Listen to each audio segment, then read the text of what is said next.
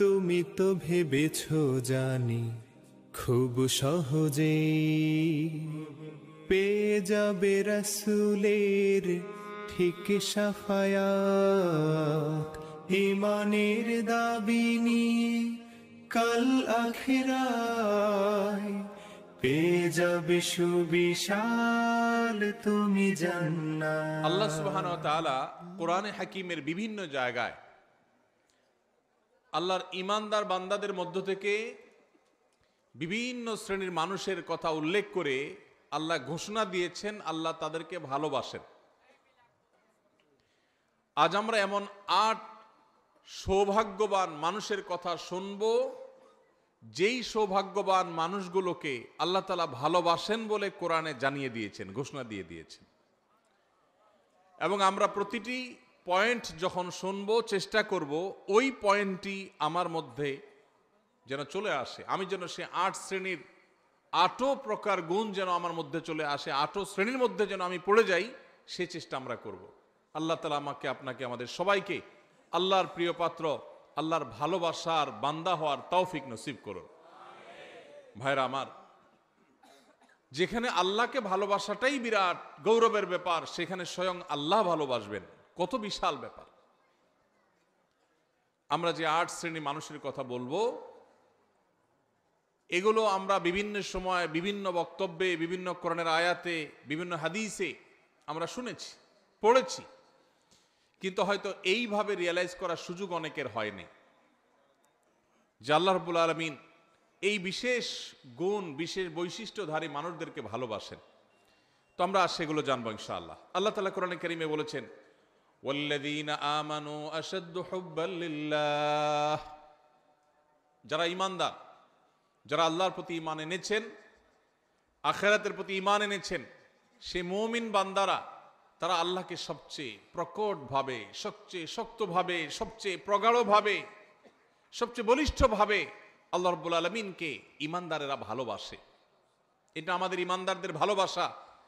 আমাদের ভালোবাসা সবচেয়ে প্রকট হবে, সবচেয়ে প্রগাঢ় হবে, সবচেয়ে বেশি ভালোবাসা হবে কার জন্য? কেন আল্লাহর জন্য ভালোবাসা হবে? কারণ ভালোবাসার যে সূত্র, কারোর গুণে মুগ্ধ হয়ে, কারোর অবদানে তুষ্ট হয়ে, তৃপ্ত হয়ে আমরা তাকে ভালোবাসি। সকল গুণের সৃষ্টিকর্তাকে আল্লাহ রাব্বুল আলামিন। যদি কারোর গুণে, কোনো ব্যক্তি বা বস্তুর গুণে আমাকে মুগ্ধ করে এবং তাকে ভালোবাসতে বাধ্য করে, তাহলে ওই ব্যক্তি বা বস্তুর গুণের সৃষ্টিকর্তা, যিনি এই গুণকে সৃষ্টি করেছেন, এই গুণ তার সৃষ্টি না হলে ওই ব্যক্তি বা বস্তুর মধ্যে আসতোই না। তাহলে সে আল্লাহকে ভালোবাসা, এটা আমাদের বিবেকের দাবি, এটা আমাদের যুক্তি এবং ঈমানের দাবি কত বেশি হওয়ার কথা। ঠিক একইভাবে আমার প্রতি কারোর অবদান আছে, কেউ আমার উপকার করেছেন, অর্থ দিয়ে, কড়ি দিয়ে, পয়সা দিয়ে, কোনোভাবে আমার উপকার করেছেন, সেজন্য আমি তাকে ভালোবাসি। যিনি আমার উপকার করেছেন, তিনি নিজে উপকার করার ক্ষমতা সংরক্ষণ করেন না, আল্লাহ তাআলা তাকে উপকার করার ক্ষমতা দিয়েছেন, সামর্থ্য দিয়েছেন, তৌফিক দিয়েছেন, মানসিকতা দিয়েছেন, তাই তিনি করতে পেরেছেন। তাহলে যে আল্লাহর দান না হলে তিনি উপকারটাই করতে পারতেন না, তাহলে আমি কারোর দ্বারাই উপকৃত হয়ে তাকে যদি ভালোবাসি, তাহলে যে আল্লাহর দানে এই উপকারটা আমি পাওয়ার সুযোগ পেয়েছি, তাকে ভালোবাসা আমার ঈমানের কত বেশি দাবি হতে পারে। ভাইরা আমার, অথচ আল্লাহকে ভালোবাসা, এটা সাধারণত আমাদের মধ্যে আমরা সেভাবে অনুভব করি না। এমনকি আমরা অনেকে হয়তো জানিও না যে আল্লাহকেও ভালোবাসা যায়। অনেক মুসলমান আছে যে আল্লাহর প্রতি ঈমান আনি, আখিরাতের প্রতি ঈমান এনেছি, ঈমানের সব পিলারগুলোর উপর ঈমান এনেছি, কিন্তু আমি জানি না যে আমার ভালোবাসার সবচেয়ে বেশি হকদার আল্লাহ, সবচেয়ে বেশি হকদার আল্লাহ। এটা জানা তো দূরের কথা, আল্লাহ রাব্বুল আলামিনকেও যে ভালোবাসা যায় বা ভালোবাসা উচিত, এই সেন্সটুকু পর্যন্ত আমাদের অনেক মুসলমানদের মধ্যে নাই। ভাইরা আমার, ভালোবাসার যত কারণ থাকতে পারে, তার সব কারণ, এই সবগুলো যার কারণে বা যার সৃষ্টি হিসেবে সেগুলোর কারণে আল্লাহ রাব্বুল আলামিনের প্রতি ভালোবাসা, এটা ঈমানের দাবি। কারোর মধ্যে যদি আল্লাহর প্রতি ভালোবাসা কম থাকে তাহলে বুঝতে হবে তার ঈমান দুর্বল, আর কারোর যদি আল্লাহর ভালোবাসা তার মধ্যে বেশি থাকে বুঝতে হবে তার ঈমান শক্তিশালী। আল্লাহর প্রতি আমাদের ভালোবাসা আছে কিনা এটা বোঝার উপায় কি, বা এটা সৃষ্টি করার উপায় কি, সে বিষয়ে আলোচনা করা আজকে আমাদের উদ্দেশ্য না, সেটা ভিন্ন টপিক। আমি শুধু মূল বিষয়টা পারলাম যে ঈমানদার হিসাবে আমরা আমাদের মাকে ভালোবাসি, আমরা আমাদের বাবাকে ভালোবাসি, আমরা আমাদের স্বামীরা স্ত্রীরা স্বামীদেরকে, বাবা সন্তানকে, সন্তান বাবাকে, ভাই বোন পরস্পরকে আমরা একে অন্যকে ভালোবাসি। এই যে আমরা একে অন্যকে ভালোবাসি, আমাদের ভালোবাসার গণ্ডি, আমাদের ভালোবাসার সীমানার মধ্যে সর্বাগ্রে থাকতে হবে আমাদের রব আল্লাহ রাব্বুল আলামিন। কারণ মা বাবা না হলে আমি দুনিয়াতে আসতাম না, আর আল্লাহ রাব্বুল আলামিন মা বাবাকে সৃষ্টি না করলে, তৌফিক না দিলে আমার দুনিয়াতে আসার কথা মা বাবাও চিন্তা করতেন না। এই জন্য ভাই, আল্লাহ তাআলাকে আমাদের ভালোবাসতে হবে। আল্লাহর প্রতি ভালোবাসা, এটা যখন আল্লাহর নেয়ামত সম্পর্কে আমরা জানবো, আল্লাহর দান অনুদানগুলোর কথা, আল্লাহর নেয়ামত রাজির কথা যখন আমরা গবেষণা করব, ভাববো, স্বয়ংক্রিয়ভাবে আল্লাহর ভালোবাসা আমাদের মধ্যে চলে আসবে। আল্লাহ তাআলা আমাদেরকে আল্লাহর ভালোবাসা অন্তরের অন্তঃস্থলে সুগভীরভাবে স্থাপন করার তৌফিক নসিব করুন। ভাইরা আমার,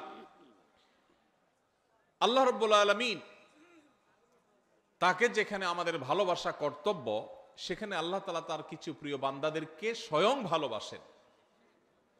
আপনার সাথে কোনো পাওয়ারফুল ব্যক্তির সাথে পরিচয় আছে, এটাই যেখানে আপনার জন্য গৌরবের ব্যাপার, সেখানে সে পাওয়ারফুল ব্যক্তি যদি আপনাকে ভালোবাসেন, আপনাকে পছন্দ করেন, স্নেহ করেন, তাহলে সেটা আপনার জন্য কত বড় গৌরবের ব্যাপার হতে পারে।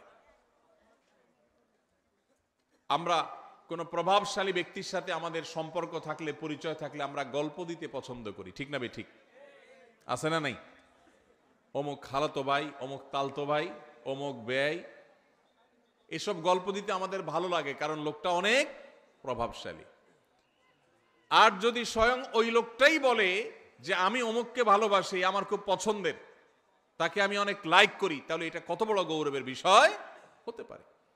আল্লাহ রাব্বুল আলামিন কোরআনে হাকিমে এইরকম ভালোবাসার, আল্লাহর পছন্দের মানুষগুলোর কথা বলেছেন। আল্লাহর পছন্দের মানুষের তালিকায় আসার জন্য সর্বাগ্রে যে বিষয়টি থাকতে হবে তা হলো ঈমান। ঈমান না থাকলে কখনো আল্লাহর প্রিয় পাত্র হওয়ার সুযোগ নেই।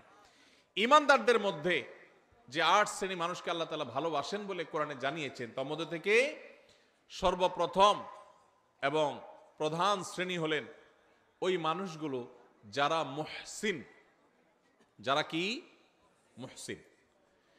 মুহসিন শব্দের অর্থ হলো যারা সৎকর্ম করে, ভালো কাজ করে, অন্যের প্রতি অনুগ্রহ করে, ইহসান করে, খুঁটে খুঁটে কোথায় ভালো কাজ আছে সে সেখানে চলে যায়, কোন কাজটা ভালো সে সেই কাজটা করে, কারোর প্রতি অনুগ্রহ করার সুযোগ আসলে সে সেই সুযোগ হাতছাড়া করে না, এই লোকটাকে বলে মুহসিন। আল্লাহ রাব্বুল আলামিন কোরআনে হাকিমের অন্তত 4 জায়গায় এই একই কথা আল্লাহ তাআলা তাঁর ভাষায় তিনি ব্যক্ত করেছেন, প্রকাশ করেছেন। সূরা বাকারা 165 নম্বর আয়াত, সূরা আলে ইমরান 134 নম্বর আয়াত, একইভাবে সূরা আলে ইমরান 148 নম্বর আয়াত, সূরা মায়েদা 93 নম্বর আয়াত। এই 4 জায়গায় আল্লাহ রাব্বুল আলামিন একই কথা বলেছেন। সূরা বাকারা আল্লাহ বলেছেন, ওয়া আহসিনু ইন্নাল্লাহা ইউহিব্বুল মুহসিনিন। ঈমানদারদেরকে আল্লাহ তাআলা নির্দেশ করে বলছেন, তোমরা ভালো কাজ করো, কারণ ভালো কাজ যারা করে, নেকামল যারা করে, সওয়াবের কাজ যারা করে, এই মানুষগুলোকে আল্লাহ তাআলা ভালোবাসেন। সুবহানাল্লাহ।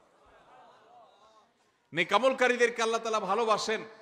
ইহসানকারী, যে অন্যের প্রতি অনুগ্রহ করে, মানুষ তো মানুষ, পশু পাখির প্রতিও ইহসান করে, অনুগ্রহ করে, উপকার করে, মানুষের কল্যাণ পৌঁছায়, মানুষের একটা কাজ করে দেয়, পারলে একজনের সহযোগিতা করে দেয়, এই ইহসানকারী মানুষগুলোকে আল্লাহ তাআলা ভালোবাসেন। এই ভালোবাসার কথা আল্লাহ এক জায়গায় না, অন্তত একই কথা 4 জায়গায় আল্লাহ তাআলা রিপিট করেছেন, ওয়াল্লাহু ইউহিব্বুল মুহসিনিন।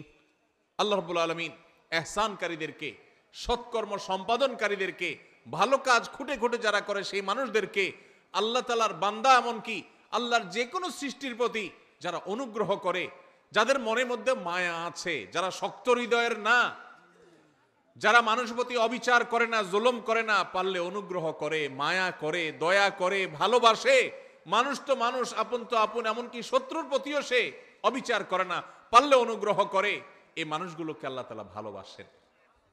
ভাইরা আমার, তাহলে আমরা আল্লাহর ভালোবাসার মানুষগুলোর প্রথম শ্রেণীর সাথে পরিচিত ইতোমধ্যে হয়ে গেলাম। তারা হলো যারা খুঁজে খুঁজে সব নেকামল ভালো কাজগুলো করে, বিশেষ করে আল্লাহর সৃষ্টি একটি একটি করে খুঁজে সবার সাথে অনুগ্রহ করে, মায়া করে, দয়া করে, ইহসান করে।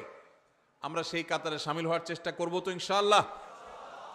হে আরশে আজিমের মালিক, আপনি আমাদের সবাইকে মুহসিনদের কাতারে, আপনি যাদেরকে ভালোবাসেন বলে কোরআনে ঘোষণা দিয়েছেন, আল্লাহ আমরা যেন সেই মানুষদের কাতারে শামিল হতে পারি, সেই তৌফিক নসিব করেন। আজকের এই মাহফিল থেকে আমরা ভাই নিয়ত করে নেই, যখনই কোনো ভালো কথা শুনবো সবার আগে আমল করব। যখনই কোনো ভালো কথা জানবো সবার আগে সেটা বাস্তবায়ন করব।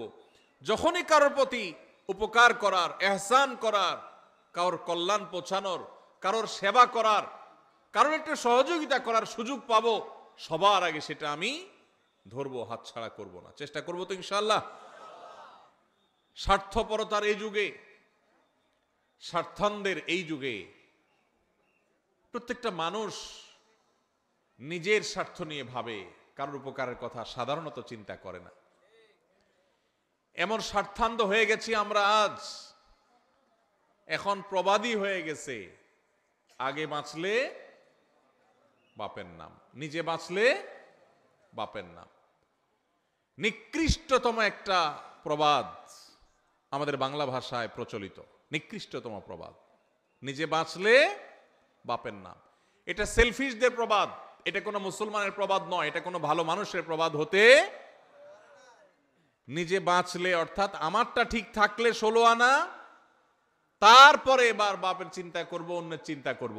এটা কি ভালো মানুষের কথা না স্বার্থপরের কথা?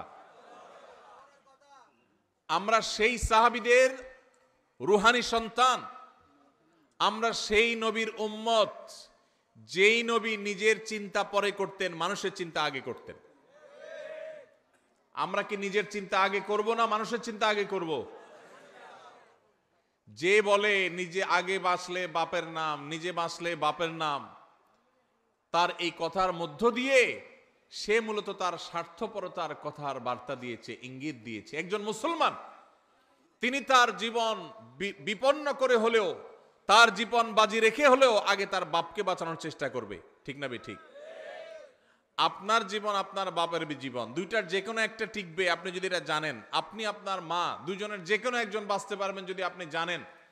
আপনি যদি নিজেরটা বাঁচানোর চিন্তা করেন, মারটার বাঁচানোর চিন্তা না করেন, আপনি কি সুসন্তান না কুসন্তান?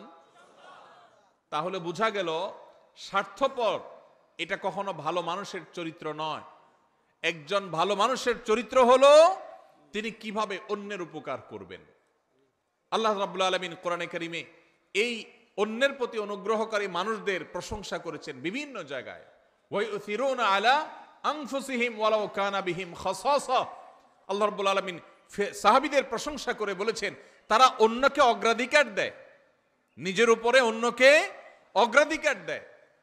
নিজের শত কষ্ট, শত প্রয়োজন থাকা সত্ত্বেও আরেক ভাইয়ের প্রয়োজন থাক, আমি নিলাম না, আমার ভাইকে দিলাম। ভাইরা আমার, নামাজি মুসলমান বহু পাবেন, কম হোক বেশি হোক সব এলাকায় পাবেন। রোজাদার মুসলমানও পাবেন। ওয়াজ মাহফিলে এসে ঘন্টাকে ঘন্টা বসে বসে ওয়াজ শোনার মতো মুসলমানও পাবেন। কিন্তু এই মুহসিন মুসলমান ঘরে ঘরে প্রত্যেকটা জায়গায় জায়গায় আপনি খুঁজে পাবেন না। এই জন্য আজকের এই মাহফিল থেকে আমরা মুহসিন মুসলমান হওয়ার প্রতিজ্ঞা করে, নিয়ত করে তারপর যাব ইনশাআল্লাহ। আল্লাহ আপনি আপনার বান্দা আমাদেরকে আপনার মুহসিন বান্দাদের কাতারে শামিল হওয়ার, গণ্য হওয়ার, তাদের অন্তর্ভুক্ত হওয়ার তৌফিক আপনি নসিব করেন। ভাইরা আমার, নিজের চিন্তা যারা শুধু করে, যারা স্বার্থপর হয়, তারা সুখী হয়, আর যারা অন্যের চিন্তা বেশি করে নিজের চাইতে, এরা ডাবল সুখী হয়। কিভাবে ডাবল সুখী? আপনি শুধু নিজের চিন্তা করলে আপনি সুখী হবেন, ঠিক আছে। আপনি যদি নিজের চিন্তা বাদ দিয়ে বা নিজের চিন্তাকে অগ্রাধিকার না দিয়ে আরেকজনকে আপনি অগ্রসর করে দেন, আরেকজনের চিন্তা করেন যে আমি একটু কষ্ট করি, আরেকজনকে সুযোগ দিই, এইটা যদি আপনি চিন্তা করেন, মানুষের মুখে হাসি ফুটানোর যে আনন্দ, মানুষের উপকার করার যে আনন্দ, এই আনন্দ নিজে ভোগ করার মধ্যে কখনো নিহিত নেই। আমাদের এই প্রিয় স্বদেশ, এই প্রিয় বাংলাদেশকে যদি আমাদের গড়ে তুলতে হয় সত্যিকারের স্বপ্নের বাংলাদেশ হিসাবে, তাহলে আমাদের প্রত্যেককে এই মহসিনদের কাতারে সামিল হতে হবে। স্বার্থপর মানুষ দিয়ে একটা সুন্দর দেশ কখনো গড়া যেতে পারে? আল্লাহ তাআলা আমাদের সবাইকে আমাদের নিজের স্বার্থের চাইতে আমাদের অন্য যে কোনো ভাই, যে কোনো মানুষ, যে কোনো মুসলমান, আল্লাহ যে কোনো সৃষ্টিকে অগ্রাধিকার দেওয়ার, অন্যের প্রতি অনুগ্রহ করার, খুঁটে খুঁটে খুঁজে খুঁজে মানুষ উপকার করার তৌফিক আল্লাহ তাআলা আমাদের সবাইকে দান করুন। ভাইরা আমার, ইহসান এর সংজ্ঞা বা এর পরিচয় শুরুতেই বলেছিলাম যে ইহসান হলো আপনি মানুষ উপকার করলেন, ইহসান হলো যে কোনো নেকামল করলেন, নামাজ পড়লেন, এটা ইহসান, রোজা রাখলেন, এটা ইহসান। আর ইহসানের সর্বোচ্চ স্তর কি? নবী করিম সাল্লাল্লাহু আলাইহি সাল্লাম হাদিসে জিবরিল, ঐতিহাসিক হাদিস, যে হাদিসে জিবরিল আলাইহিস সালামের মাধ্যমে আমাদেরকে দ্বীন শেখানো হয়েছে, সেই হাদিসে নবী করিম সাল্লাল্লাহু আলাইহি ওয়াসাল্লাম শিক্ষা দিয়েছেন কি? ইহসান হলো আনতা আবুদাল্লাহা কাআন্নাকা তারাহু ফাইন লাম তাকুন তারাহু ফাইন্নাহু ইয়ারাক। আপনি যখন ইবাদত করবেন, নামাজ পড়বেন, আপনার স্মরণ আসবে যে আমি নামাজে দাঁড়িয়েছি, আমি আল্লাহকে দেখছি, আল্লাহকে দেখছি, এই কথা মনে করে নামাজে দাঁড়াবেন। আর যদি এই কথা মনে করতে না পারেন, এতদূর শক্তিশালী ইমানদার না হন, তো কমপক্ষে এইটা ভাববেন যে আল্লাহ তাআলার অবজারভেশনে আমি আছি, আল্লাহ আমার দিকে তাকিয়ে আছে। ভাইরা আমার, আপনি কোথাও ডিউটি করেন কোনো কোম্পানির, কোম্পানির মালিক পেছনে দাঁড়ানো আছে, অন দ্য স্পট আপনি ডিউটি করছেন। আপনি যদি জানতে পারেন, আঁচ করেন, অনুভব করেন যে মালিক সাহেব পেছনে দাঁড়ানো আছে বা মনিটর করছেন আপনাকে, তাহলে আপনার কাজের সিরিয়াসনেস একটু হলেও বেশি হবে কি হবে না? আপনি একটু নড়ে চড়ে বসবেন কি বসবেন না? ভাইরা আমার, ঠিক একইভাবে আমরা যখন ইবাদত বন্দেগী করব, যে কোনো ভালো কাজ করব, আমরা চিন্তা করব আমাদেরকে কে দেখছেন? আল্লাহ দেখছেন। আল্লাহ রাব্বুল আলামিন সবকিছু দেখেন, কোনো কিছুই তার কাছে গোপনীয় থাকে না। বিধায় ওই মানসিকতা নিয়ে যদি ইবাদত করতে পারেন, এটা হলো ইহসানের সর্বোচ্চ স্তর, সর্বোচ্চ লেয়ার। আপনি মুহসিনদের মধ্যে সবচেয়ে আপার ক্লাসের মুহসিন হতে পারবেন যদি আপনার সমস্ত ইবাদত করার সময় আল্লাহর কথা স্মরণ হয়। আপনি যখন নামাজে দাঁড়িয়ে সূরা পড়ছেন, আপনার মনে হচ্ছে আল্লাহ আমাকে দেখছেন। এই যে ওয়াজ মাহফিলে বসে আপনি কোরআন এবং হাদিসের কথা শুনছেন, একটি ভালো কাজে এসেছেন, এখনো আপনার মনে হবে যে আমার আল্লাহ দেখছেন যে বান্দা আমার কোরআন হাদিসের কথা শুনছেন। অতএব আমার মনের মধ্যে যেন বাজে চিন্তা না আসে, আমার নিয়তের মধ্যে যেন ভেজাল না ঢুকে, আমি যেন ভুল কিছু না করি। আল্লাহ তাআলা আমাদের সবাইকে এইভাবে আমাদের সমস্ত আমলগুলোকে ইহসানের সর্বোচ্চ স্তর দিয়ে সাজিয়ে মুহসিনদের সবচেয়ে আপার ক্লাসে পৌঁছার তৌফিক নসিব করুন। তাহলে প্রথম প্রকার মানুষ পেয়ে গেলাম যাদেরকে আল্লাহ রাব্বুল আলামিন ভালোবাসেন, তারা হলেন মুহসিন। আল্লাহ রাব্বুল আলামিনের নির্দেশ পালন করতে গিয়ে সকল ভালো কাজে তাদেরকে পাবেন। সব সমাজে এরকম কিছু মানুষ কম হোক বেশি হোক পাবেন, যে খুঁজে খুঁজে দেখবেন যে সব ভালো কাজ করে। মসজিদে সবার আগে, বন্যা হয়েছে ত্রাণ নিয়ে সবার আগে, কেউ বিপদে পড়ছে সবার আগে, রমজানের রোজা সবার আগে, তারাবিতে সবার আগে, যে কোনো ভালো কাজে সবার আগে পাবেন। এরকম মুহসিন মানুষদের মধ্যে আমরা শামিল হতে চাইবো। আল্লাহ আমাদের সবাইকে তৌফিক নসিব করুন। নাম্বার 2, দ্বিতীয় যে শ্রেণীর মানুষকে আল্লাহ তাআলা ভালোবাসেন বলে ঘোষণা দিয়েছেন কোরআনে, এক জায়গায় নয়, একাধিক জায়গায়, অন্তত 3 জায়গায় আল্লাহ তাআলা একই কথার ঘোষণা দিয়েছেন। সেই মানুষগুলো হলেন মুত্তাকিরা। কারা? মুত্তাকিগণ। মুত্তাকিদেরকে আল্লাহ রাব্বুল আলামিন ভালোবাসেন বলে আল্লাহ তাআলা জানিয়ে দিয়েছেন। তাহলে আমরা মুহসিন হওয়ার চেষ্টা করব, আবার একাধারে মুত্তাকি হওয়ার চেষ্টা করব ইনশাআল্লাহ।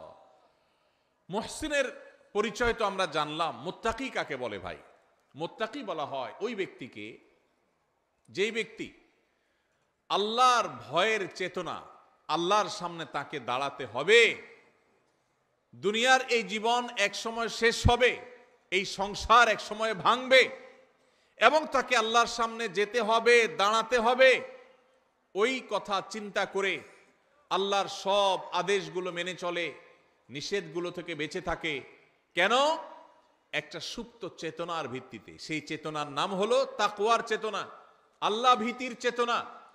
এই চেতনা তাকে পরিচালিত করে। সে একটা মন্দ কাজ করার সুযোগ পায়, কিন্তু সে করে না। কেন? তার অন্তরে সুপ্ত সেই তাকওয়ার চেতনা তাকে বাধা দেয় যে আল্লাহ না দেখছেন, আল্লাহ না নিষেধ করেছেন, এই কাজ করলে না আল্লাহ জাহান্নামে শাস্তি দিবেন, এই ভয়ে সে কাজ করে না। এর নাম তাকওয়া।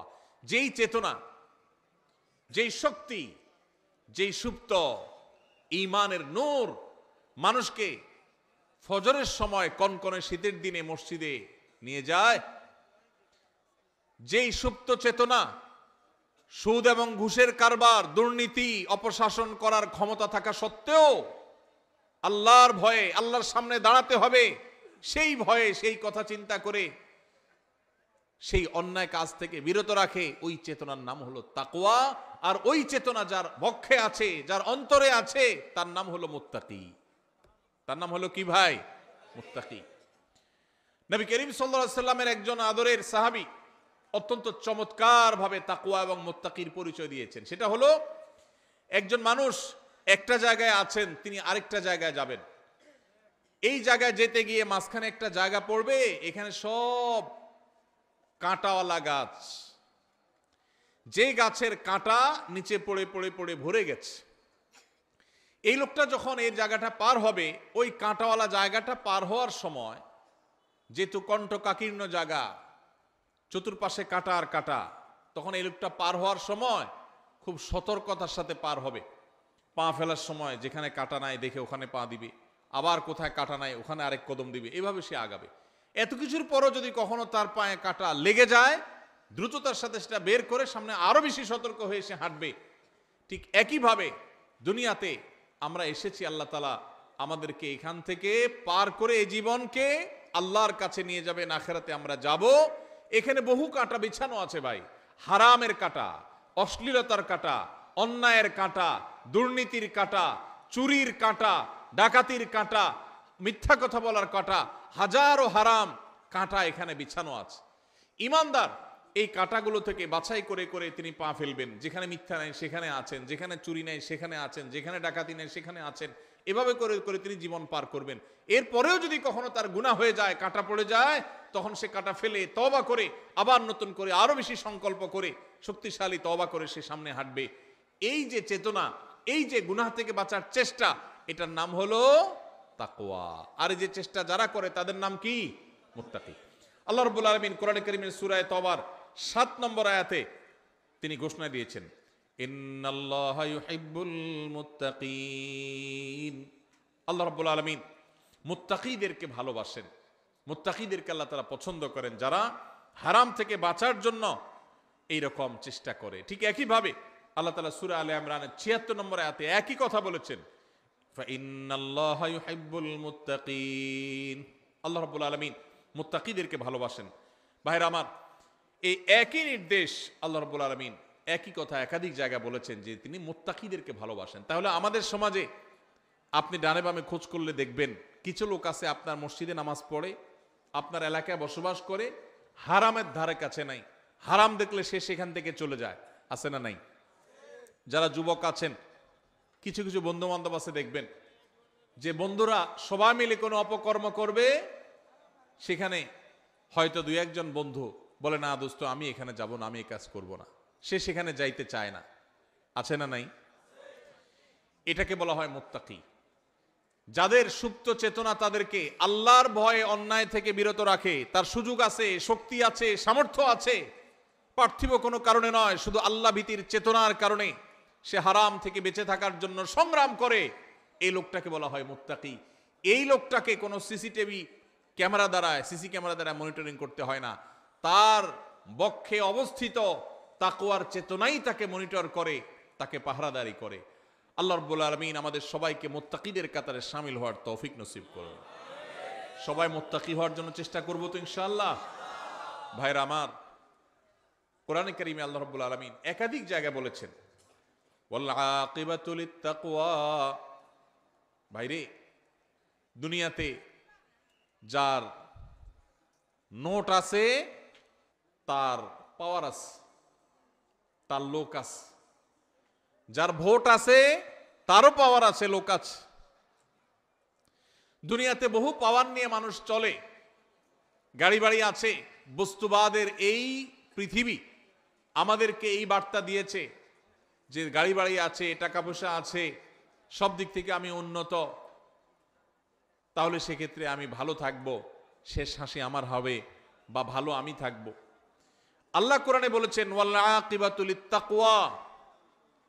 সাময়িকভাবে ভালো কেউ টাকা পয়সা থাকার কারণে থাকতে পারে, কেউ পাওয়ার কারণে থাকতে পারে, কেউ পদের কারণে থাকতে পারে, কেউ নাম যশ খ্যাতির কারণে সামান্য সীমিত সময়ে ভালো থাকতে পারে। তবে মনে রাখবে, আসল ভালো থাকা, চূড়ান্ত ভালো থাকা, অনন্তকালের জন্য ভালো থাকা, সেই ভালো থাকা শুধুমাত্র আল্লাহ রাব্বুল আলামিন রিজার্ভ করে রেখেছেন তাকওয়ার জন্য, তাকওয়াধারী মানুষদের জন্য, মুত্তাকিদের জন্য।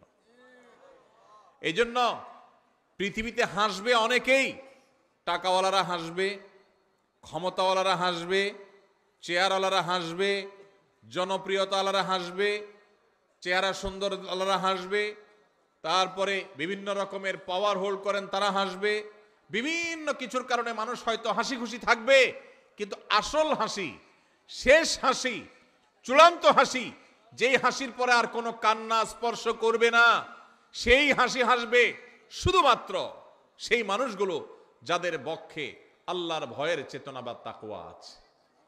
একজন মানুষ সারা জীবন হাসি মুখ থাকলেন, সারা জীবন সুখে থাকলেন, কিয়ামতের ময়দানে যদি আল্লাহ রাব্বুল আলামিন তাকে জাহান্নামের পরোয়ানা ঘোষণা করে জাহান্নামী ফেরেশতাদের হাতে সোপর্দ করে দেন, তারা যদি তাকে টানতে টানতে জাহান্নামে নিয়ে যায়, তাহলে তার সারা জীবনের সমস্ত সুখ, সকল সমৃদ্ধি, সকল হাসি খুশি থাকার 2 পয়সার কোনো মূল্য হতে পারে না। আর এর বিপরীতে সারা জীবন কষ্ট করেছে, নিগৃহীত ছিল, মাজলুম ছিল, নিষ্পেষিত ছিল, হাসি খুশি থাকতে পারে নাই। কিন্তু কিয়ামতের ময়দানে আল্লাহ রাব্বুল আলামিন যদি জান্নাতের পরোয়ানা দিয়ে, সার্টিফিকেট দিয়ে, ঘোষণা দিয়ে আল্লাহ যদি তাকে জান্নাতে প্রবেশ করিয়ে দেন, আল্লাহ বলেছেন ফামান যুহজিহা আনিন নারি ওয়া উদখিলাল জান্নাতা ফাকাদ ফাজ। যে ব্যক্তিকে জাহান্নাম থেকে দূরে সরানো হবে আর জান্নাতে প্রবেশ করানো হবে, এই ব্যক্তি সফল, এই ব্যক্তি সাকসেস। এই সাকসেস আর কখনো ব্যর্থতায় পর্যবসিত হবে না, এই সফলতা কখনো হারিয়ে যাবে না। পৃথিবীর সকল সফলতা একসময় হারিয়ে যায়, ক্ষমতা হারানোর ভয় আছে না নাই? আছে না নাই? না ক্ষমতা চিরকাল থাকে? হাতের কাছে আমাদের দৃষ্টান্ত দেখার সুযোগ হয়েছে না হয় নাই? নিজের চোখের সামনে এরকম জাজ্জল্যমান উদাহরণ দেখার পরও যদি ঈমান না জাগে, আর কখন জাগবে? ভাইরা আমার, টাকার জৌলস চিরকাল থাকে না শেষ হতে পারে? আমির ফকির হতে দেরি হয়? আল্লাহ চাইলে মুহূর্তের ভিতরে ফকির হয়। দুনিয়াতে মানুষ যত সফলই হোক, যত সাকসেসই হোক, যত সুখী হোক, এক সময় সে সুখ চলে যাওয়ার ভয় আছে। কিন্তু জান্নাতে যদি কেউ একবার প্রবেশ করে যায়, তো আর কখনো কোনো ব্যর্থতা তাকে স্পর্শ করবে। সেই শেষ হাসি সম্পর্কে আল্লাহ বলেছেন ওয়াল আকিবাতু লিত্তাকওয়া। মনে রাখবে, পৃথিবীতে কারোর খেতে ফসলটা ভালো হয়েছে, সে সুখী।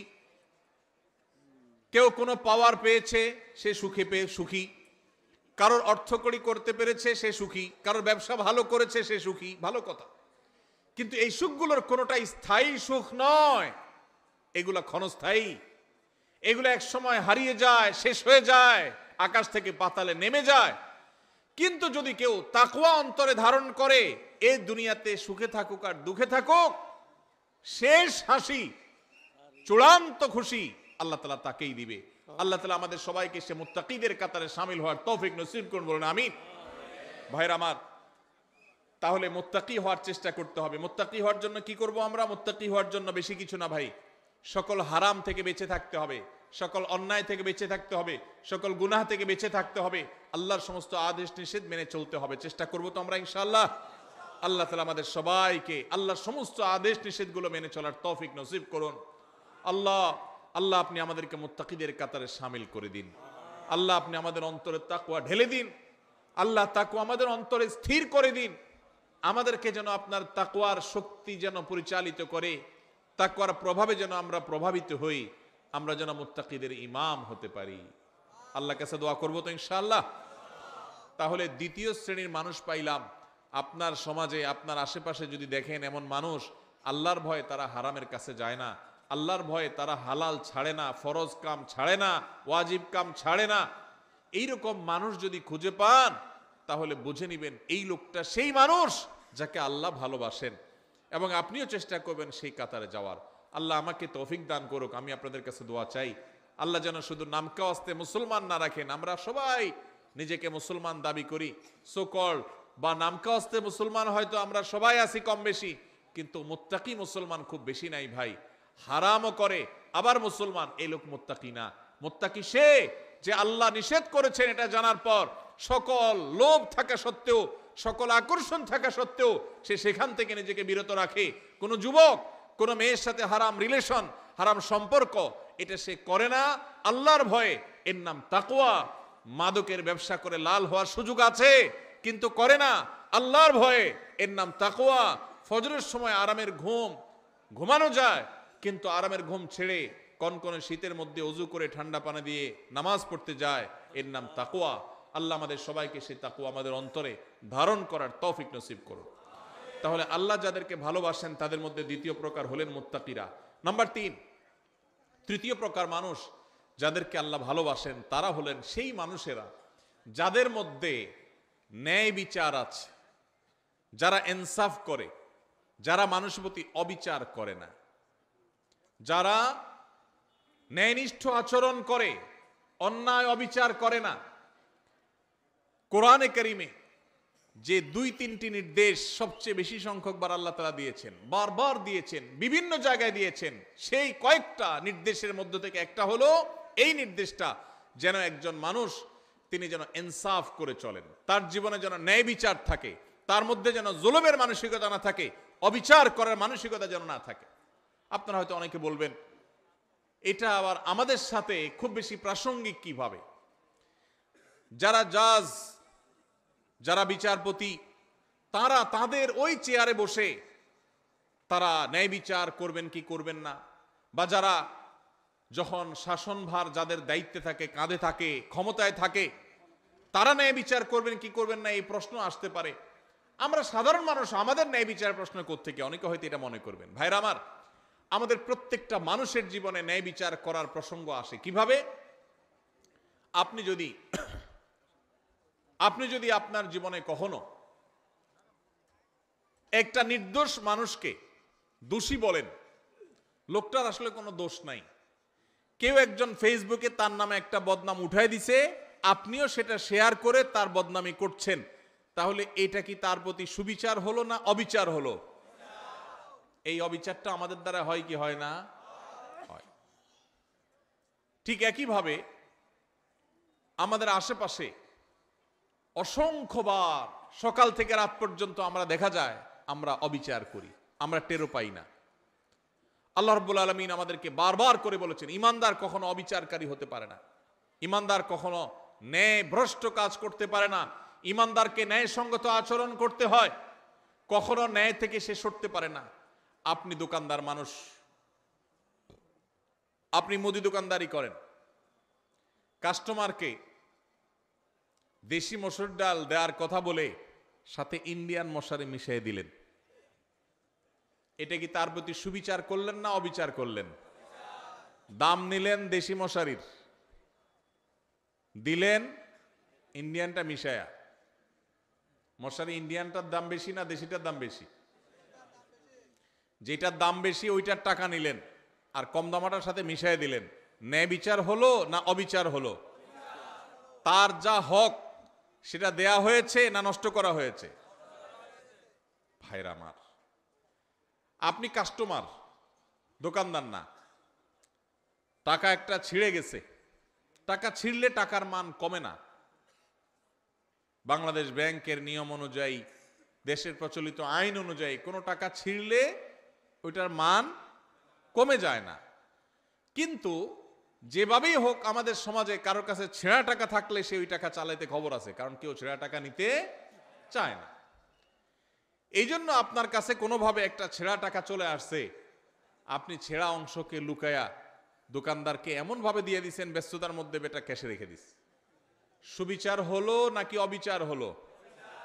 দোকানদার আপনাকে জিনিসটা দিছে ভালো, আপনি টাকাটা দিছেন এমন টাকা যে টাকা নিয়ে তার ভেজালে পড়া লাগবে, তাহলে কি সুবিচার হয়েছে না অবিচার হয়েছে? একজন মানুষ, তিনি এখানে নাই, তিনি এখন বাজারে গেছেন, আরেকজনের সাথে বসে তার ব্যাপারে আপনি বদনামি করলেন, তার প্রতি সুবিচার হলো না অবিচার হলো? এগুলো দূরবর্তী অবিচার। আমরা যদি একেবারে প্রাসঙ্গিক, একেবারে সবচেয়ে নিকটবর্তী যে সুবিচার অবিচারের বিষয়টা সেটাও দেখি, তো আমরা দেখব যে আমরা ওই যে আমি শুরুতে যে প্রবাদের কাছে কথা বলছিলাম, আমরা নিজের বেলায় 16 আনা, অন্যের বেলায় 1 আনাও, এটা কি সুবিচার না অবিচার? এই সমাজে বেশিরভাগ মানুষ দেখবেন এত বেশি স্বার্থপর যে নিজেরটা 16 আনা বুঝে, আরেকজনেরটা 1 আনাও বুঝে না। এই লোকটা ভিতরে সুবিচার আছে না অবিচার আছে? আল্লাহ রাব্বুল আলামিন অবিচারকারী মানুষদের ভালোবাসেন না, আল্লাহ ভালোবাসেন সুবিচারকারী মানুষদের। ভাইরা আমার, আপনি রাস্তায় যাচ্ছেন, হঠাৎ করে দেখলেন একটা ভেজাল বাজছে, গন্ডগোল চলছে। কি গন্ডগোল? আপনার খুব ঘনিষ্ঠ এক বন্ধু বাইক নিয়ে যাচ্ছে, রিকশাওয়ালার সাথে কোনোভাবে অ্যাক্সিডেন্ট হয়ে গেছে, এখন এটা নিয়ে বাদানুবাদ ঝগড়া চলতেছে, কার দোষ কার গুণ। আপনি সেখানে গিয়ে যখন দেখছেন যে আমার দোস্ত বাইক চালাচ্ছে, রিকশাওয়ালার সাথে সংঘর্ষ হয়েছে, রিকশা আরোহী পড়ে গেছেন, আহত হয়েছেন, রিকশাওয়ালা ক্ষতিগ্রস্ত হয়েছেন, আপনি চোখ বন্ধ করে ডাইরেক্ট যায়া যেভাবে হোক ঘুরায় পেঁচায় আপনার দোস্ত, আপনার বন্ধুর পক্ষ অবলম্বন করলেন, আর রিকশাওয়ালা বললেন, ভাই আপনারই তো দোষ মনে হচ্ছে। সুবিচার না অবিচার? আপনি ভালো করে জানেন না, আপনি ওখানে ছিলেনও না, আপনার দোস্ত দেখে আপনি তার পক্ষ নিয়ে নিলেন, আরেকজনের বিপক্ষে চলে গেলেন। সুবিচার না অবিচার? আপনার এলাকার মানুষের সাথে আরেক এলাকার মানুষের গন্ডগোল লাগছে, আপনি যা দেখলেন আরে আমার বাড়ির কাছের মানুষ, এবার যেহেতু আমার বাড়ির কাছের মানুষ, অতএব অন্ধের মতো তার সমর্থন করলাম, সে অন্যায়কারী হোক আর নির্দোষ হোক, সে যেটাই হোক না কেন, আমার এলাকার লোক বিধায় তার সমর্থন আমি করলাম। সুবিচার না অবিচার? কারণ তার পক্ষে যদি আপনি নেন আর যদি সে আসলে দোষী হয়, তাহলে আপনি দোষীর পক্ষ নিলেন, নির্দোষের বিরুদ্ধে গেলেন। সুবিচার হবে না অবিচার হবে? ইমানদার কখনো অবিচার করতে পারে? ভাইরা আমার, এই কথাকে আল্লাহ রাব্বুল আলামিন কোরআনে কারীমে সূরা মুমতাহানার 8 নম্বর আয়াতে বলেছেন। একই কথা আল্লাহ রাব্বুল আলামিন কোরআনে কারীমে সূরা হুজুরাতের 9 নম্বর জায়গায় 9 নম্বর আয়াতে বলেছেন। একই কথা আল্লাহ তাআলা সূরা মায়দার 42 নম্বর জায়গায় বলেছেন। অন্তত 3 জায়গায় আল্লাহ তাআলা বলেছেন, ইন্নাল্লাহা ইউহিব্বুল মুকসিতিন। আল্লাহ বলেছেন, ওয়াকসিতু, তোমরা সব সময় ন্যায় বিচার করে চলবে। খবরদার, ন্যায় বিচার করে চলবে, কারণ আল্লাহ তাআলা ন্যায় বিচারকারীদেরকে, ন্যায়নিষ্ঠ আচরণকারীদেরকে, ইনসাফকারীদেরকে ভালোবাসেন। জালিম, অত্যাচারী, অবিচারকারী এরকম মানুষকে আল্লাহ পছন্দ করেন না, ভালোবাসেন না। আল্লাহ ভালোবাসেন তাদেরকে যারা ন্যায় বিচার করে। অনেক লোক নামাজ পড়ে, ন্যায় বিচার নাই, আছে না নেই? অনেক লোক লম্বা দাঁড়িয়ে আছে কিন্তু ন্যায় বিচার নাই, আছে না নেই? এক ছেলে তার একটু বেশি টানে, আরেক ছেলের দেখতেও পারে না, দাড়ি কিন্তু লম্বা। ন্যায় বিচার না অবিচার? অবিচার। বিয়ে করেছে, শ্বশুরবাড়ির জন্য জান ফিদা, বাপমার খোঁজ খবরও নেয় না। ন্যায় বিচার না অবিচার? অবিচার। ইমানদার সব সময় কার কতটুকু হক, আমার বাবা তার হক এতটুকু আমি দিয়ে দিব, এতে যদি আমার শ্বশুর বাড়ি নাখোশ হয় হোক, এমনকি আমার শ্বশুর বাড়ির যতটুকু হক ততটুকু আদায় করতে গেলে যদি বাপের বাড়ি নাখোশ হয় হোক, আমি কোনোদিন অবিচার করব না। যার যা পাওনা সেটা আমি পাই পাই করে বুঝিয়ে দিব, এর নাম সুবিচার। ইমানদার সবসময় সুবিচারকারী হবে। আজকের এই সমাজে দাড়িওয়ালা মানুষ কম বেশি আছে, টুপিওয়ালা মানুষ কম বেশি পাওয়া যায়, নামাজি মানুষ রোজাদার মানুষ কম বেশি পাওয়া যায়, ওয়াজ মাহফিল শোনা মানুষের সংখ্যাও কম নয়, কিন্তু সুবিচারকারী মানুষের সংখ্যা এদেশে হাতে গোনা হয়ে গেছে, নগণ্য হয়ে গেছে, হারিয়ে গেছে। ভাইরা আমার, আমরা আমাদের জীবনের পরতে পরতে প্রত্যেকটা জায়গায় জায়গায় আমাদের ন্যায় বিচারের প্রশ্ন আসে। আমরা হয়তো মনে করেছি অনেকে ন্যায় বিচার আর অবিচার এগুলো তো জজদের কাজ, বিচারকদের কাজ। না ভাই, আপনি নিজে বিচারক। প্রতিটা পদে পদে আপনার বিচারের প্রশ্ন আসে। শুধুমাত্র মুসলমানদের সাথে না, এমনকি অন্য ধর্মের মানুষও যদি হয়, হিন্দু বৌদ্ধ খ্রিস্টান যে কোনো ধর্মের মানুষও যদি হয়, আল্লাহ বলেছেন কোরআনে, লা ইয়ানহাকুমুল্লাহু আনিল্লাযীনা লাম ইউকাতিলুকুম ফিদ-দীনি ওয়া লাম ইউখরিজুকুম মিন দিয়ারিকুম আন তাবাররুহুম ওয়া তুকসিতু ইলাইহিম ইন্নাল্লাহা ইউহিব্বুল মুকসিতিন। অন্য ধর্মের মানুষরা তোমাদের উপর যদি কোনো যুদ্ধ চাপায় না দেয়, তোমাদের দেশ থেকে বের করে না দেয়, শান্তিপূর্ণভাবে যদি সহাবস্থান করে, তাহলে তাদের প্রতি অন্য ধর্মের মানুষ হওয়া সত্ত্বেও ন্যায়নিষ্ঠ আচরণ করতে আল্লাহ নিষেধ করেন না, বরং ন্যায়নিষ্ঠ আচরণকারীদেরকেই আল্লাহ ভালোবাসেন। এই জন্য ন্যায়নিষ্ঠ আচরণ করবো তো ইনশাআল্লাহ। ভাইরা আমার, আমাদের জীবনের প্রতিটি পদে পদে কিন্তু ন্যায় আচরণ করার ব্যাপার আছে। এখন মুশকিল হলো, আমরা ন্যায়সঙ্গত আচরণ বা ন্যায় বিচার এটা অন্যের বেলা অনেক সময় করতে পারি, নিজের লোক হলে তখন পারি না। আল্লাহ রাব্বুল আলামিন সেজন্য বলেছেন, ওয়াইন কুলতুম ফাদিলু ওয়ালাউ কানা যা কুরবা। যখন কথা বলবা ইনসাফের সাথে বলবা, সত্যটা হক কথাটা বলবা, যদিও তোমার আত্মীয় হয়, রক্ত সম্পর্কীয়, কাছের লোক হয়, তারপরও হক কথা বলতে দ্বিধা করবা। একটা অপকর্ম করেছে কে? আপনার চাচাতো ভাই বা আপনার আপন ভাই বা আপনার শালা, আপনার কাছের কেউ। আপনার এখন মুখে একেবারে কুলুপ, মুখে তালা, আপনি কিচ্ছু দেখেন নাই, কারণ আকামটা করছে কে? কাছের লোক। এটা কি সুবিচার না অবিচার? অবিচার। আমার বাবাও যদি অন্যায় করেন, আর যদি এখানে আমার সাক্ষ্য দেওয়ার প্রশ্ন আসে, একজন মুকসিত যাকে আল্লাহ ভালোবাসেন, সেই সৌভাগ্যবান মানুষ, সেই ইমানদার, তিনি তার বাবার বিরুদ্ধে সাক্ষ্য দিবেন, তারপরেও তিনি অবিচার করবেন না। সহজ কথা না ভাই? ওয়াজ করা অনেক সহজ, এই বিষয়টা আমল করা এত সহজ না। আল্লাহ রাব্বুল আলামিন কোরআনে কারীমে সেজন্য বলেছেন, ওয়ালা ইয়াজরিমান্নাকুম শানাআনু কওমিন আল্লা তা'দিলু ই'দিলু হুয়া আকরাবু লিত-তাকওয়া। তোমার সাথে কারোর শত্রুতা আছে, কারোর শত্রুতা আছে, যেহেতু শত্রুতা আছে সেই জন্য ওই বেটা কোনো কারণে ফেঁসে গেছে।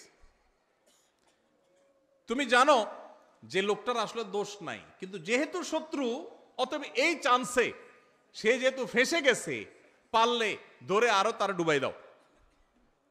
এই আচরণটা আমাদের সমাজে আছে না নাই? রাজনৈতিক দ্বন্দ্ব আছে, আপনি এক দল করেন, সে আরেক দল করে, যেভাবে হোক সে ফেঁসে গেছে, আসলে সে দোষী না, আপনি জানেন।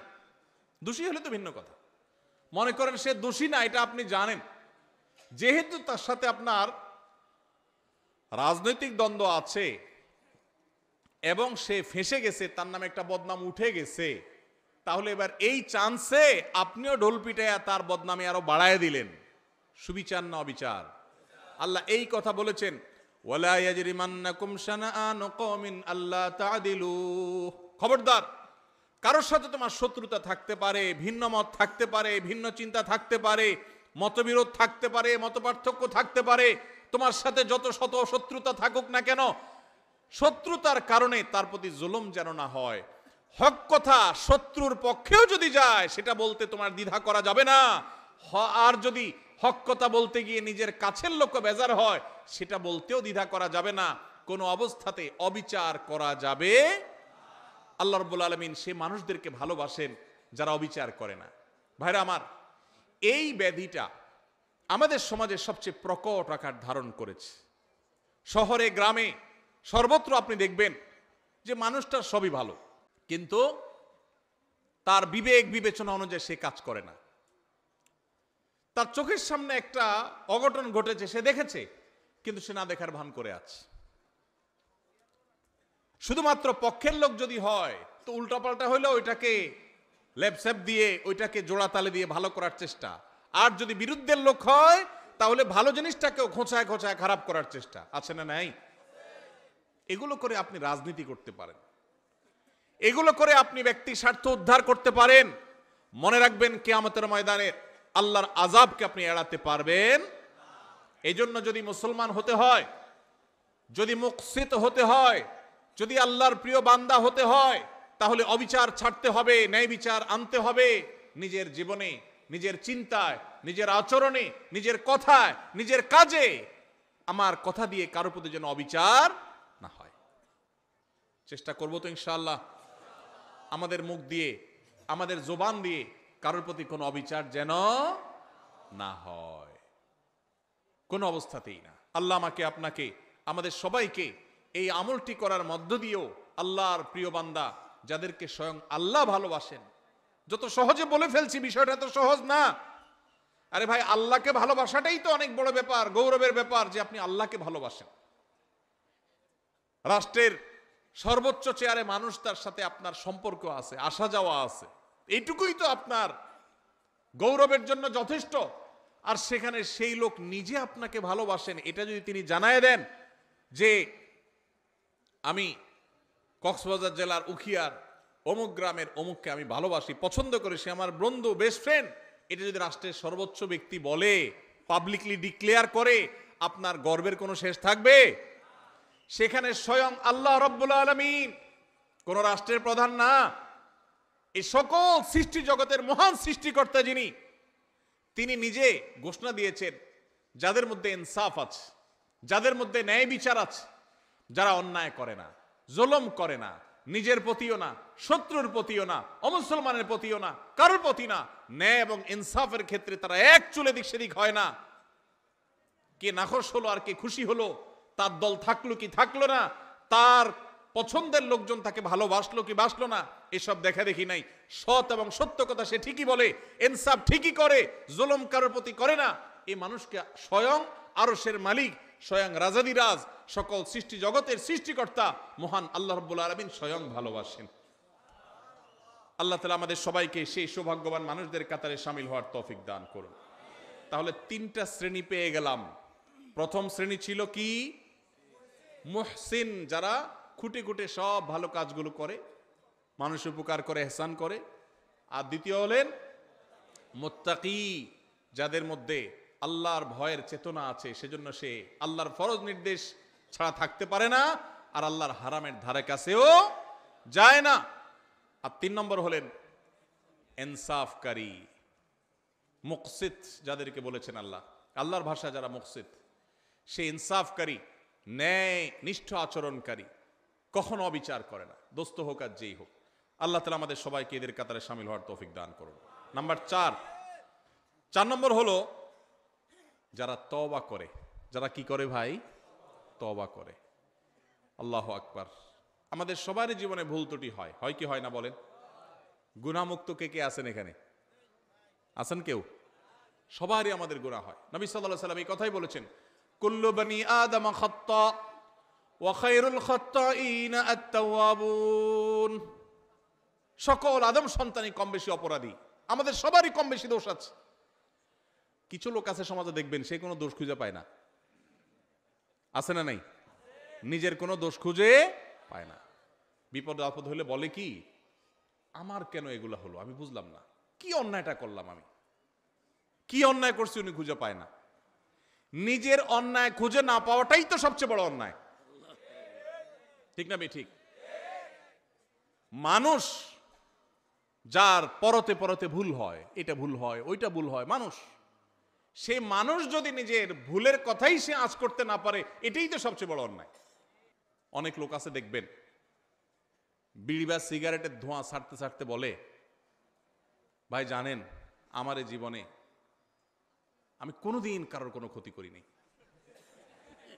ছাড়তেছে কিসের ধোঁয়া? সিগারেটের ধোঁয়া। উপকার করতেছে না ক্ষতি করতেছে? ধোঁয়া ছাড়তে ছাড়তে বলে, জানেন ভাই এই জীবনে কোনোদিন কারোর কোনো ক্ষতি করি নাই। স্টিল সে ক্ষতি করতেছে, কিন্তু তার সে খবর।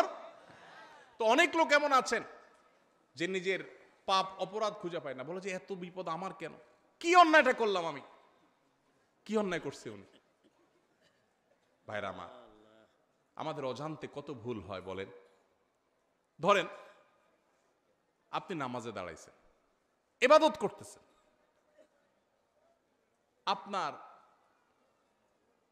জামাটা হয়তো কোনো কারণে একটু গন্ধ হয়ে গেছে, আপনি জানেনও না, হতে পারে না কোন এক সাইডে কোনো গন্ধ কিছু লাগছে বা কিছু। আপনার পাশের মুসল্লির কষ্ট হচ্ছে, অন্যায় না ন্যায় এটা? আপনি হয়তো টেরো পান নাই, হইতে পারে কি পারে না বলেন? আপনি হয়তো বাজারে গেছেন, পাবলিক বাসে উঠছেন, খুব চাপাচাপি ভিড়ের মধ্যে উঠছেন, এই চাপের মধ্যে একটু জোর করে উঠতে গিয়া হয়তো কেউ কষ্ট পেয়েছে, আপনি টেরো পান নাই, হতে পারে কি পারে না? হতে পারে না এরকম? আপনি হাঁটছেন, আপনার পায়ের নিচে হয়তো পিপিলিকা পড়ে মারা গেছে। পিপিলিকা আপনাকে কষ্ট দিলে নিধন করা জায়েজ আছে, তাকে মারা না জায়েজ না, কিন্তু কোনো প্রয়োজন ছাড়া, কোনো কারণ ছাড়া আল্লাহর কোনো প্রাণীকে অহেতুক হত্যা করা, এটা আপনার জন্য ইসলাম আপনি সেটা করতে বলে নাই।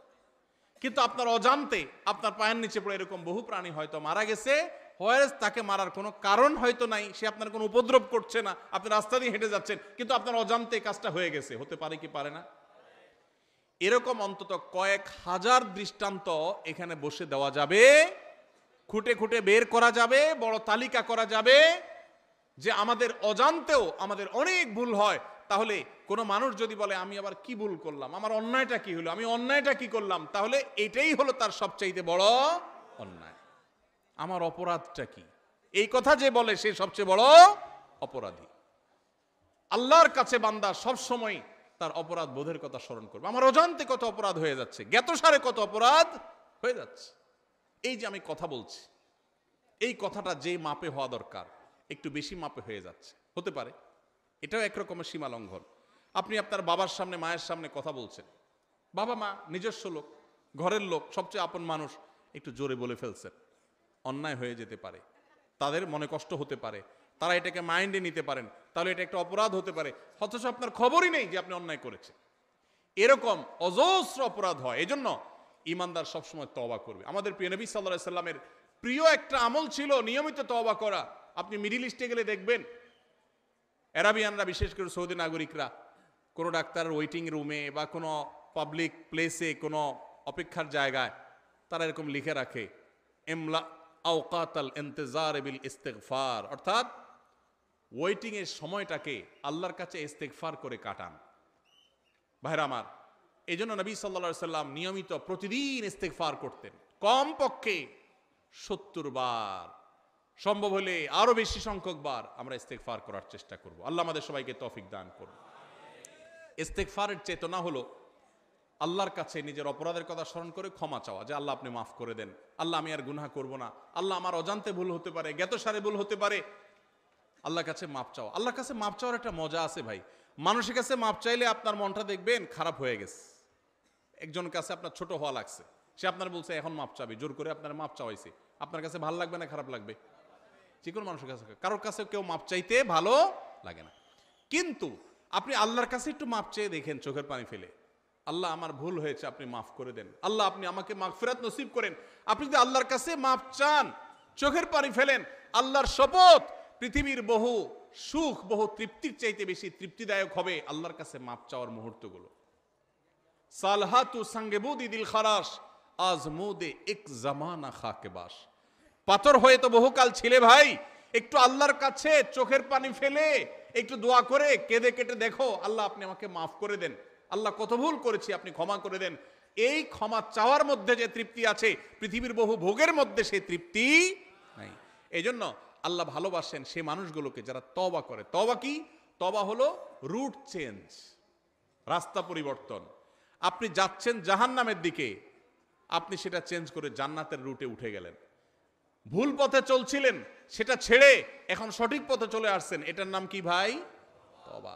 নামাজ পড়তাম না, এখন নামাজ শুরু করেছি। খারাপ বন্ধুর সাথে চলতাম, এখন আর চলি না, ভালো বন্ধুর সাথে চলি। অন্য মেয়েদেরকে টিজ করতো যে বন্ধুরা, তাদের সাথে আড্ডা দিতাম, এখন আর সেদিকে যায় না। আল্লাহর ভয়, আল্লাহর সামনে দাঁড়াতে হবে, আল্লাহ শাস্তি দিবেন, পাকড়াও করবেন, ছাড় দিবেন না, সেই ভয়ে আমি সেই জায়গা থেকে সরে আসছি, এখন ভালো বন্ধুর সাথে চলি। এর নাম তওবা। তওবা শুধু মুখে আস্তাগফিরুল্লাহ ওয়া আতুবু ইলাইহি বলার নাম নয়, তওবা একটা আচরণের নাম, তওবা একটা স্বভাবের নাম, তওবা একটা অ্যাটিটিউডের নাম, তওবা একটা অ্যাপ্রোচের নাম। তওবা হলো আমার অবস্থান পরিবর্তন করার নাম, নিজেকে পরিবর্তন করতে হয়। ভাইরে, জীবনে একটা সময় পরিবর্তন করা লাগে। বয়স যার যেটুকু হয়েছে, জীবনের মূল্যবান সময় অনেকখানি পার হয়ে গেছে, আর কত? এখনই আসুন তওবা করি। আলাম ইয়ানিল্লাযীনা আমানু আন তাখশা কুলুবুহুম লিযিকরিল্লাহ। ইমানদারদের কি এখনো সময় হয়নি যে আল্লাহর স্মরণ হয়ে আল্লাহর সামনে দাঁড়াতে হবে? সেই কথা চিন্তা করে তাদের অন্তরটা বিগলিত হবে, অন্তরটা নরম হয়ে যাবে, আল্লাহর ভয়ে চোখের পানি ফেলে সে নিজের জীবনকে চেঞ্জ করবে, সে নিজের লাইফকে, রুটকে পরিবর্তন করবে। এই সময় কি এখনো আসে নাই? ভাইরা আমার, এই জন্য তওবা করতে হয়, কোনো একটা সময় এসে নিজেকে পরিবর্তন করতে হয়। আজকের এই মাহফিল থেকে আসুন পরিবর্তনের শপথ করে যাই, অঙ্গীকার করি, নিয়ত করি যে আমি আর খারাপের পথে যাব না, আমার জীবনে খারাপ কোনো কিছু আমি আর রাখতে দিব না, আমি নিজেকে পরিবর্তন করব, চেষ্টা করব তো ইনশাআল্লাহ। যদি এটা করতে পারেন, অটোমেটিক আল্লাহর ভালোবাসা পেয়ে যাবেন, অটোমেটিক আল্লাহর ভালোবাসা পাবেন। প্রসিদ্ধ একটি হাদিস আপনারা বারবার শুনেছেন হয়তো, নবী করিম সাল্লাল্লাহু আলাইহি সাল্লাম বলেছেন, আল্লাহর বান্দা, আল্লাহর বান্দা আল্লাহ অনেক ভালোবাসেন।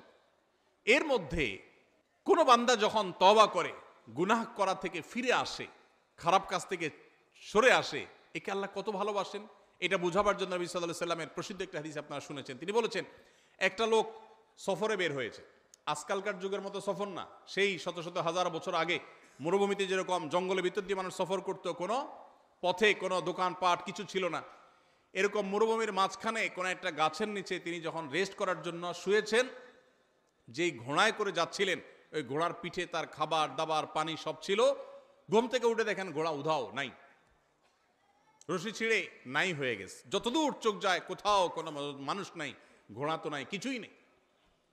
তো এই লোকটা অপেক্ষা করছে, একদিন, 2 দিন, 3 দিন, রাত যায়, দিন আসে, আর ঘোড়া আসার নাম নাই, আর এই মরুভূমিতে কোনো মানুষজনও নাই। তার এখন তৃষ্ণায় প্রাণ বের হওয়ার উপক্রম, ক্ষুধায় যান বের হওয়ার উপক্রম, আর কোথায় যাবে তার কোনো সীমারেখা নাই, শত শত হাজারো কিলোমিটার দুধু মরুভূমি। এরকম অবস্থায় লোকটা জীবনের আশা ছেড়ে দিছে, তাহলে আমার এখানেই বোধহয় মরে যেতে হবে।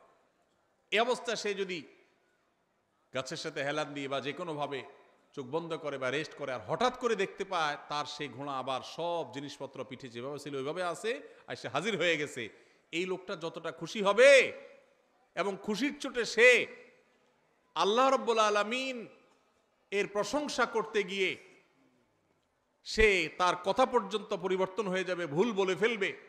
এই লোকটা যেরকম আনন্দে আত্মহারা হয়ে যাবে, আল্লাহ তাআলার কোনো বান্দা যখন তার জীবনকে পরিবর্তন করার সিদ্ধান্ত নেয় যে আমি আর খারাপ বন্ধুর সাথে চলবো না, খারাপ পথে চলবো না, কারোর কষ্ট দিব না, গুনাহের পথে যাব না, বেনামাজি থাকবো না, সে যখন রুট চেঞ্জ করার সিদ্ধান্ত নেয়, তওবা করে, খারাপ পথ থেকে ভালো পথে ফিরে আসে, স্বয়ং আল্লাহ রাব্বুল আলামিন ঠিক একইভাবে তার এই তওবার কারণে আল্লাহ তাআলা খুশি হয়ে যান, আনন্দিত হন, তার প্রতি আল্লাহ তাআলা সন্তুষ্ট হয়ে যান। আর এই কথাটাকে আল্লাহ রাব্বুল আলামিন কোরআনে হাকিমের একাধিক জায়গায় আল্লাহ তাআলা ব্যক্ত করেছেন। সূরা বাকারা 222 নম্বর আয়াতে আল্লাহ রাব্বুল আলামিন বলেছেন, ইন্নাল্লাহা ইউহিব্বুত তাওয়াবিন ওয়া ইউহিব্বুল মুতাতাহহিরিন। যারা তওবা করে, যারা জীবনকে পরিবর্তন করে, আল্লাহ তাদেরকে ভালোবাসে। এই জন্য ভাই জীবন পরিবর্তন করবো তো ইনশাআল্লাহ? শুধু ওয়াজ শুনবো না, পরিবর্তনও করবো ইনশাআল্লাহ? পরিবর্তন করবো তো ইনশাআল্লাহ? আল্লাহ আমাদের সবাইকে জীবনকে পরিবর্তন করার তৌফিক নসিব করুন। ভাইরা আমার, জীবন পরিবর্তন করার স্বাদ আছে, একটু করে দেখেন, অবর্ণনীয় স্বাদ আছে।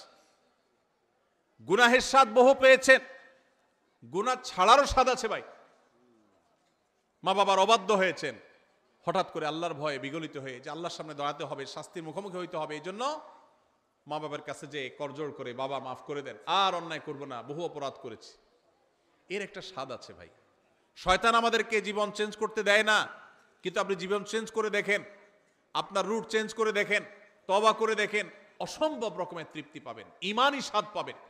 আল্লাহ তাআলা আমাদের সবাইকে তওবাকারীদের কাতারে শামিল হওয়ার তৌফিক নসিব করুন। ভাইরা আমার, ঠিক একইভাবে সূরা তওবার 108 নম্বর আয়াতেও আল্লাহ রাব্বুল আলামিন যাদেরকে ভালোবাসেন তাদের কথা বলেছেন। তাহলে এই আয়াত থেকে সূরা তওবা, সূরা বাকারার 222 নম্বর আয়াত থেকে আমরা জানলাম আল্লাহ তাআলা তওবাকারীকে ভালোবাসেন। এই জন্য তওবা করবো তো ইনশাআল্লাহ। তাহলে আল্লাহর ভালোবাসার চতুর্থ শ্রেণীর মানুষের পরিচয় পেলাম, তারা হলেন তওবাকারীরা। তারা কারা? তওবাকারীরা। আস্তাগফিরুল্লাহ ওয়া আতুবু ইলাইহি, আল্লাহর কাছে ক্ষমা চাই, আল্লাহর কাছেই ফিরে যাই, আল্লাহর কাছেই ফিরে আসছি, আল্লাহর দিকেই প্রত্যাবর্তন করছি, শয়তানের দিকে গেছিলাম আবার সরে আসছি, এর নাম তওবা। গুনাহ করছিলাম, গুনাহ ছেড়ে আল্লাহর বাধ্যতাগত হয়ে গেলাম, এর নাম তওবা। চেষ্টা করবো তো ইনশাআল্লাহ। ভাইরা আমার, আত্তাইবু মিনাজ যামবি কামান লা যামবা লাহ। যুবক ভাইরা আমার, জীবনে অনেক অপরাধ হয়ে গেছে, মোবাইলে অনেক হারাম জিনিস দেখেছেন, অনেক অপকর্ম করে ফেলেছেন, অনেক গুনাহ হয়ে গেছে, অনেক অন্যায় হয়ে গেছে। সুসংবাদ হলো, যদি তওবা করার ডিসিশন নেন, সিদ্ধান্ত নেন যে না আমি জীবনকে পরিবর্তন করব, আল্লাহ রাব্বুল আলামিন এত দয়ালু, এত মায়ালু, এত আরহামুর রাহিমিন যে বান্দা যদি তওবা করার সিদ্ধান্ত গ্রহণ করে, আপনার আমার মালিকের ঘোষণা আছে। নবী সাল্লাল্লাহু আলাইহি সাল্লাম বলেছেন, আত্তাইবু মিনাজ যামবি কামান লা যামবা লাহ। কেউ যদি পাপাচার করার পর ফিরে আসে, তওবা করে, জীবন পরিবর্তন করার সংকল্প করে, সিদ্ধান্ত নেয়, কামান লা যামবা লাহ, তার আগের পাপগুলো আল্লাহ তাআলা এমন ভাবে মাফ করে দেন যেন তার আমলনামাতে, প্রোফাইলে কিছুই ছিল না, সব ক্লিন, পরিষ্কার হয়ে যায়, পুরা ডিলেট হয়ে যায়, রিসেট হয়ে যায়। আল্লাহ তাআলা তার সমস্ত গুনাহ মাফ করে দেন যদি সে সমস্ত গুনাহ থেকে তওবা করতে পারে। তওবা করবো তো ইনশাআল্লাহ। ভাইরে, যেদিন নাকের ডগার নিঃশ্বাস শেষ হয়ে যাবে, চোখের সামনে জাহান্নাম দেখা যাবে, সেদিন তওবার জিগির তুলবেন, অনন্তকাল তওবা করবেন, 2 পয়সার লাভ হবে না। এখনো নিঃশ্বাস আছে নাকের ডগায়, এখনো শ্বাস প্রশ্বাস প্রবাহিত হয়। অতএব এখনই সময় তওবা করার, এখনই সময় তওবা করার। তওবার জন্য কোনো বয়সের প্রয়োজন হয় না। আমরা মনে করি বুড়া বয়সে তওবা করতে হয়, না ভাই, যৌবন বয়সেই তওবা করতে হয়। আল্লাহ আমাদেরকে আল্লাহর তওবাকারী বান্দাদের কাতারে শামিল হওয়ার তৌফিক দান করুন। তাহলে 4 নম্বর, যাদেরকে আল্লাহ ভালোবাসেন তারা হলেন কারা? তওবাকারীরা। নাম্বার 5, উত্তম রূপে পবিত্রতা অর্জনকারী। এদেরকে আল্লাহ তাআলা ভালোবাসেন, যারা খুব ভালোভাবে পবিত্রতা অর্জন করে। ভালোভাবে পবিত্রতা অর্জন করা বলতে, আপনি যখন অজু করবেন, অজুটা সুন্দর করে করবেন। অজু সুন্দর করে করার মানে এই না যে পানি 3 বালতি খরচ করা। কম পানিতে ভালো করে অজু করতে পারা, এটাই হলো একজন আদর্শ ইমানদারের বৈশিষ্ট্য। আমাদের সমাজে দেখবেন আমরা টেপে অজু করি, তো কত পানি আমাদের খরচ হয় আমরা জানিও না। বড় একটা বালতি রেখে টেপে অজু করে একদিন, এরপর তাকায় দেখবেন হয় বালতি ফুল হয়ে গেছে না ফুল হওয়ার কাছাকাছি হয়ে গেছে, এত পানি লেগেছে। অথচ আমাদের প্রিয় নবী সাল্লাল্লাহু আলাইহি সাল্লাম অজু করতেন 1 গ্লাস পানি দিয়ে, সামান্য একটু পানি দিয়ে তার অজু কমপ্লিট হয়ে যেত। আর আমাদের অজু করতে 1 বালতি পানি যায়। এই যে যারা মনে করেন যে আমি কি এমন অপরাধ করলাম, আপনার লাগবে 1 গ্লাস, আপনি লাগাইছেন 1 বালতি, অপরাধ না? অপরাধ না? অপচয় হলো কি হলো না? খবরও নেই। আধুনিক বিশ্বে আমাদের অজান্তে এরকম হাজারো অপরাধ হচ্ছে, করছি ইবাদত, অজু হচ্ছে অপচয়ের গুনাহ। জবাবদিহিতা আছে। এখন বলবেন তাহলে কি করব? টেপে অজু করা ছেড়ে দিব? ভালো হয় যদি টেপে অজু না করতে পারেন, বদনাতে, মগে, অন্য কিছুতে করতে পারেন, সবচেয়ে ভালো হয়। নাই সে সুযোগ তো টেপে করেন, কিন্তু সতর্ক থাকেন যেন অতিরিক্ত পানি খরচ না হয়।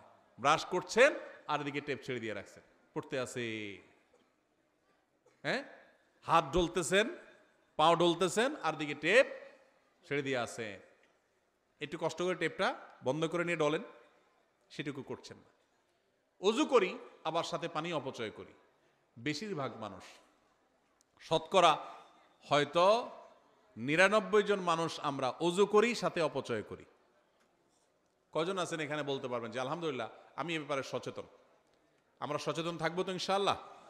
তো আমি যেটা বলতেছিলাম সেটা হলো, অজু করতে গিয়ে পানি বেশি খরচ করার নাম উত্তম রূপে তো পবিত্রতা নয়। উত্তম রূপে পবিত্রতার মানে হলো, এই যে শীতের দিন আসছে, আসরের অজু দিয়ে কে কে এসা পড়তে পারেন? হাত তোলেন দেখি।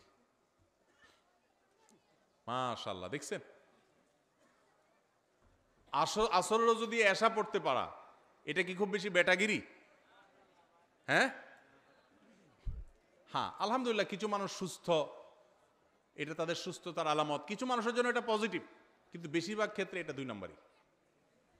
সবার ক্ষেত্রে বলি না, কিন্তু বেশিরভাগ ক্ষেত্রে। কিরকম? বিশেষ করে শীতের সময় আসরেরও যদি এশা পর্যন্ত চালানোর মানে হলো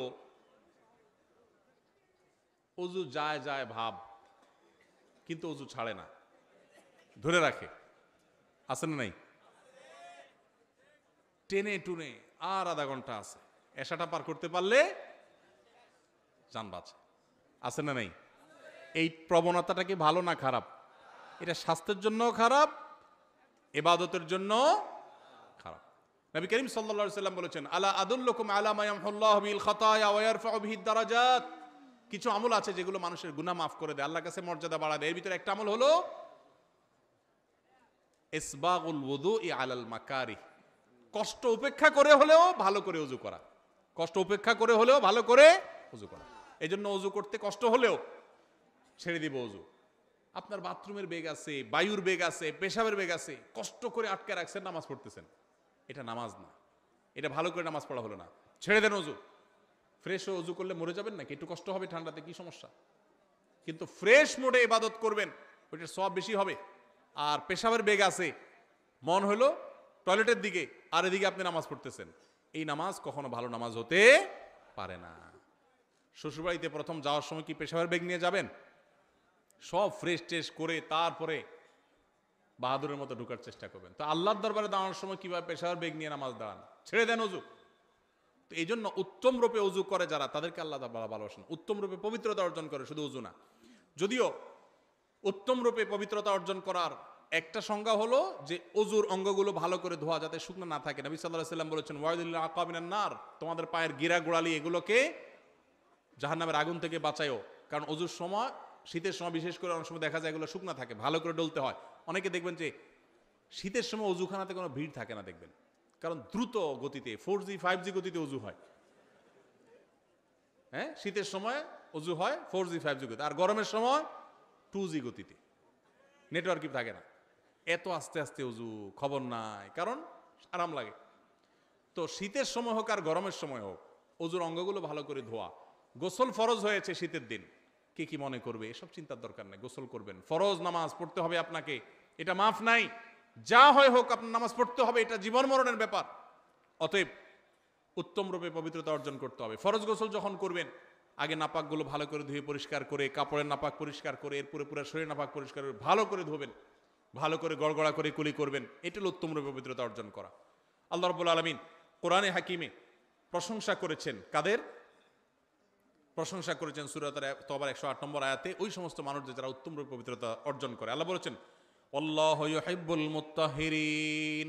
মসজিদে কুবা, মদিনার এই এলাকার মানুষদের প্রশংসা করে আল্লাহ বলেছেন, ফিহি রিজালুন ইউহিব্বুনা আন ইয়াতাতাহারু। এই এলাকার কিছু মানুষ আছে, এরা খুব ভালো করে পবিত্রতা হইতে পছন্দ করে, আর আল্লাহ তাআলা ভালো করে পবিত্র হওয়া মানুষদের ভালোবাসেন। এখানে ভালো করে পবিত্রতা হওয়ার অনেকগুলো তাফসীর এবং ব্যাখ্যার মধ্যে একটা হলো যে আরবের মানুষরা পানি মরুভূমিতে খুব বেশি পাওয়া যেত না, তারা অনেকে ঢিলা কুলুক ব্যবহার করে ক্ষান্ত হতো, আর কুবার মানুষেরা তারা ঢিলা কুলুক ব্যবহার করতো আর পানিও ব্যবহার করতো, অর্থাৎ ভালোভাবে পবিত্রতা অর্জন করত। এটা আমাদের মুসলমানদের একটা সৌন্দর্য, আমরা উত্তম রূপে পবিত্রতা অর্জন করা শিখেছি আলহামদুলিল্লাহ। পৃথিবীর অনেক দেশে মানুষ আছে তারা ওয়াশরুম সেরে পানি ব্যবহার করে না, আছে না নাই? আছে। যাই হোক, ওযু হোক আর গোসল হোক, উত্তম রূপে যারা পবিত্রতা অর্জন করে এদেরকে আল্লাহ তাআলা ভালোবাসেন। এটা 5 নম্বর। নাম্বার 6, ধৈর্যশীলকে আল্লাহ তাআলা ভালোবাসেন। কাদেরকে আল্লাহ ভালোবাসেন? ধৈর্যশীলদেরকে আল্লাহ তাআলা ভালোবাসেন। আল্লাহ রাব্বুল আলামিন কোরআনে হাকিমে ধৈর্যশীলদের ভালোবাসার সম্পর্কে বলেছেন সূরা আলে ইমরান 146 নম্বর আয়াতে, ওয়াল্লাহু ইউহিব্বুস সাবিরিন। আল্লাহ তাআলা ধৈর্যশীলদেরকে ভালোবাসেন। ধৈর্য ধরা কি সহজ কাজ না কঠিন কাজ? বড় কঠিন কাজ। সুবহানাল্লাহ, আলহামদুলিল্লাহ বলা সহজ, কোরআন তেলাওয়াত পড়াও, এমনকি দান সদকা করো, ধৈর্য ধরাটা চান্দি যখন গরম হয়ে যায়, মাথা যখন রক্ত উঠে যায়, তারপরও ঠান্ডা মাথায় পরিস্থিতি সামাল দেওয়া, এর নাম সবর। এর নাম কি? সবর। সবর নাই। অনেককে দেখবেন মাশাআল্লাহ নামাজে কালামে উনি 100তে 100, রোজাতে উনি 100তে 90, অনেক ভালো মানুষ, কিন্তু মেজাজ যখন গরম হয় তখনই 100-10 আছে না নাই? আছে না এরকম লোক? সবই ভালো, বদমেজাজ, সবই ভালো, কিন্তু কি বদমেজাজ। আমাদের এই দেশে পত্রিকার পাতা খুললেই দেখবেন বিয়ের বাড়িতে চিংড়ির সাইজ একটু ছোট হয়েছে। আগে তো চুক্তি করে যায়, সব তো ফকির, খাওন তো জন্মে চোখে দেখে নেই, এই জন্য আরেকজন বাড়িতে খাইতে যাবে, শর্ত করে দিয়ে গেছে এই সাইজের চিংড়ি থাকতে হবে আমাদের, কারণ আমরা ফকির নিজ জীবনে চোখে দেখিনি। বিয়ের যে যাইতে যারা শর্ত দিয়ে যায় এরা হলো এই জাতের লোক, বুঝতে পারছেন? তো সাইজ একটু বেশ কম হয়ে গেছে, কথা কাটাকাটি হয়েছে, মারামারি হয়ে গেছে, ওখানে বিয়ে তো ভাঙছে পারলে একজন শহীদ হয়ে গেছে, জাহান্নামে গেছে। যদি মারামারিতে লিপ্ত হয়ে মরে তাহলে ওইটাও জাহান্নামে যাওয়ার কথা, আল্লাহু আলাম, ব্যক্তি বিশেষের জন্য ফয়সালা না। যাই হোক, তো ধৈর্য এটা হারায় গেছে আমাদের সমাজ থেকে। সামান্য চুন থেকে নুন খসছে, তালাক হয়ে গেছে, ধৈর্য নাই। সব আমল আছে এই সমাজে কম বেশি, সবরটা উঠে গেছে, ধৈর্যটা উঠে গেছে। অথচ আপনারা অনেকেই হয়তো জানবেন একটা মাত্র আমল আছে কোরআন এবং হাদিস ঘেটে আপনি যদি দেখেন, যে আমলের বিনিময় আল্লাহ তাআলা ব্ল্যাঙ্ক চেক দিয়ে যেরকম মানুষ পেমেন্ট দেয়, আল্লাহ কিয়ামতের ময়দানে সওয়াব দিবেন ব্ল্যাঙ্ক চেক দিয়া, মানে হিসেব ছাড়া। আল্লাহ বলেছেন ইন্নামা ইউওয়াফাস সাবিরুনা আজরাহুম বিগাইরি হিসাব, যারা সবরকারী হবে, ধৈর্যশীল হবে, এদের বিনিময় দেওয়ার সময় ধৈর্য তুমি কতটা করেছ, কত ডিগ্রির করেছ, এইসব মাপজোপ দেখবেন না। আল্লাহ সবরকারীদের, ধৈর্যদারীদের হিসাব আল্লাহ তাআলা হিসাব ছাড়া দিবেন। এই জন্য সবর করবো তো ইনশাআল্লাহ। সবর করলে হিসাব ছাড়া বিনিময় পাওয়া যাবে, সবর করলে আল্লাহর ভালোবাসা পাওয়া যাবে। আল্লাহর ভালোবাসা, ওয়াল্লাহু ইউহিব্বুস সাবিরিন, আল্লাহ তাআলা ধৈর্যশীলদের ভালোবাসেন। আবার আল্লাহ তাআলা কোরআনে বলেছেন আল্লাহ তাআলা ধৈর্যশীলদের সাথে থাকেন, আছেন। তো এই জন্য ধৈর্য ধারণ করার চেষ্টা করব। ধৈর্য 3 প্রকার ভাই। এক হলো ইবাদত করতে গিয়ে ধৈর্য, ফজরের সময় নামাজ পড়তে কষ্ট হয়, একটু ধৈর্য ধারণ করে নামাজটা পড়লাম, এটা এক প্রকারের সবর। আরেকটা হলো গুনাহ ছাড়তে গিয়ে ধৈর্য, একটা অপকর্ম করতে মন চাচ্ছে কিন্তু করলাম না, এটা এক প্রকারের ধৈর্য। আরেকটা হলো বিপদ আপদ হয়েছে, মাথাটা ঠান্ডা রাখলাম। ধৈর্য বিপদে সবাই ধারণ করে, ঠেলা খাওয়ার পরে সবাই ভালো হয়, ওই ভালো হওয়ার দাম নাই। আপনার মসজিদে গেছেন, জুতার দেখেন চোরে নিয়ে গেছে, বিপদ না? বিপদ না? বিপদ।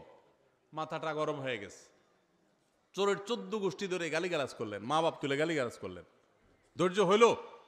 হইল না। গালিগালাজ করে যখন চিন্তা করলেন যে এত গালিগালাজ করে লাভ হইল কি, চোর তো জুতা নিয়ে এখনো বেচাও শেষ হয়তো, তাহলে নিজের মুখ নষ্ট করলাম, লাভ হইল কি? এবার বলতেছেন থাক, যেহেতু চোরে নিয়েই গেছে, সাদাকার নিয়াত করলাম, থাক। এই সাদাকা হবে? নবী সাল্লাল্লাহু আলাইহি ওয়াসাল্লাম বলেছেন ইন্নামাস সাবরু ইনদাস সাদমাতিল উলা, বিপদ যখন আসবে প্রথম ধাক্কার সময় টিকে থাকা, হজম করে ফেলা, ধৈর্য ধারণ করা, এটাই হলো সবর। এটা হলো কি? সবর। ওইটাই ধারণ করতে হবে, চেষ্টা করবো তো ইনশাআল্লাহ। তাহলে ধৈর্য ধারণ করব ভাই। ধৈর্য ধারণ করতে পারলে ধৈর্যের ফল সব সময় ভালো হয়, কখনো খারাপ হয়।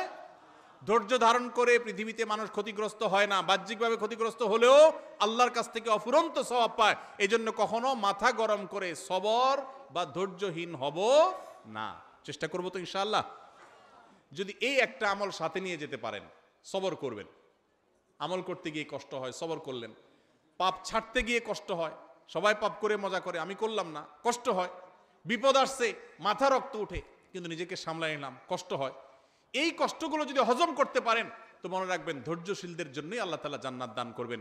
আস-সাবরু জাযাউহু আল জান্নাহ, সবরের বিনিময়ে আল্লাহ তাআলা জান্নাত দিবেন। আল্লাহ আমাদের সবাইকে সবরকারীদের কাতারে শামিল হওয়ার তৌফিক নসিব করুন। সবাই চেষ্টা করব তো ইনশাআল্লাহ।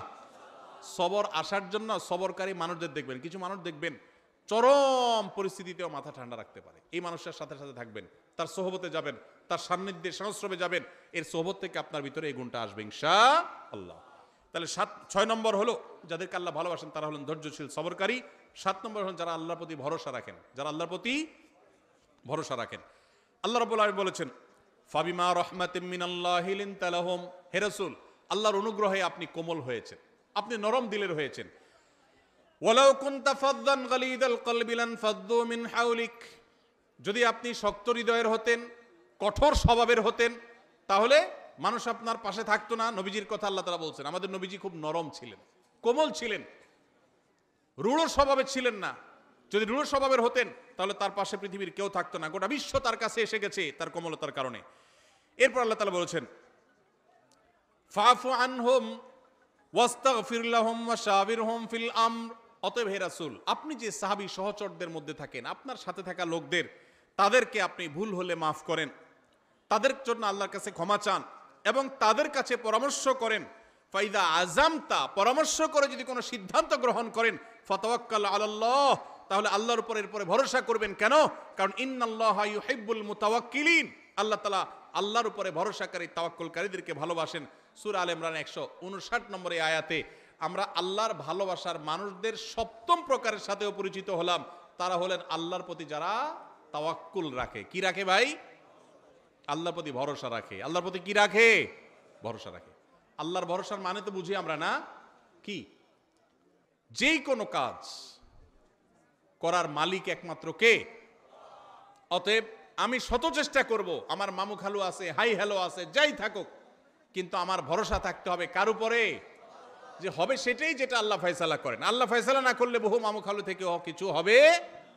আবার একইভাবে আমার জীবনে যত বিপদ আসুক, আমি বাহ্যিকভাবে দেখছি যে আমার চোখে ধোঁয়া ছাড়া কিছু নেই, আমার দেয়ালে পিঠ ঠেকে গেছে, তারপরও আমার ভরসা থাকবে কার উপরে? আল্লাহর উপরে। আল্লাহর উপরে ভরসা থাকবে যে আল্লাহ আমাকে দেখবেন। হাসবি আল্লাহ, যে কোনো বিপদে পড়বেন হাসবি আল্লাহ, মানে আল্লাহ আমার জন্য যথেষ্ট। এটা তাওয়াক্কুলের আলামত। উহুদ যুদ্ধের পর মুসলমানদেরকে যখন নানান ভয় দেখিয়ে সন্ত্রস্ত করার চেষ্টা করা হয়েছে, যে বদর যুদ্ধে উহুদ যুদ্ধে যেখানে মুসলমানরা নানাভাবে জর্জরিত, এরপরে আবার কাফেররা আবার সবাই একসাথে আসছে, এই কথা বলে তাদেরকে ভয় দেখানো হলো, তখন মুসলমানরা বলেছিলেন হাসবুনাল্লাহ, আল্লাহ আমাদের জন্য কি যথেষ্ট। একই কথা ইব্রাহিম আলাইহিস সালামও বলেছিলেন, যখন অগ্নিকুণ্ডে তাকে নিক্ষেপ করা হয়, তিনি বলেছিলেন আল্লাহ আমার জন্য যথেষ্ট। এই জন্য কেউ যদি কোনো বিপদে কোনো আপদে আল্লাহর প্রতি ভরসা রেখে বলে আল্লাহ আমার জন্য যথেষ্ট, সত্যি সত্যি আল্লাহ তার জন্য যথেষ্ট হয়ে যায়।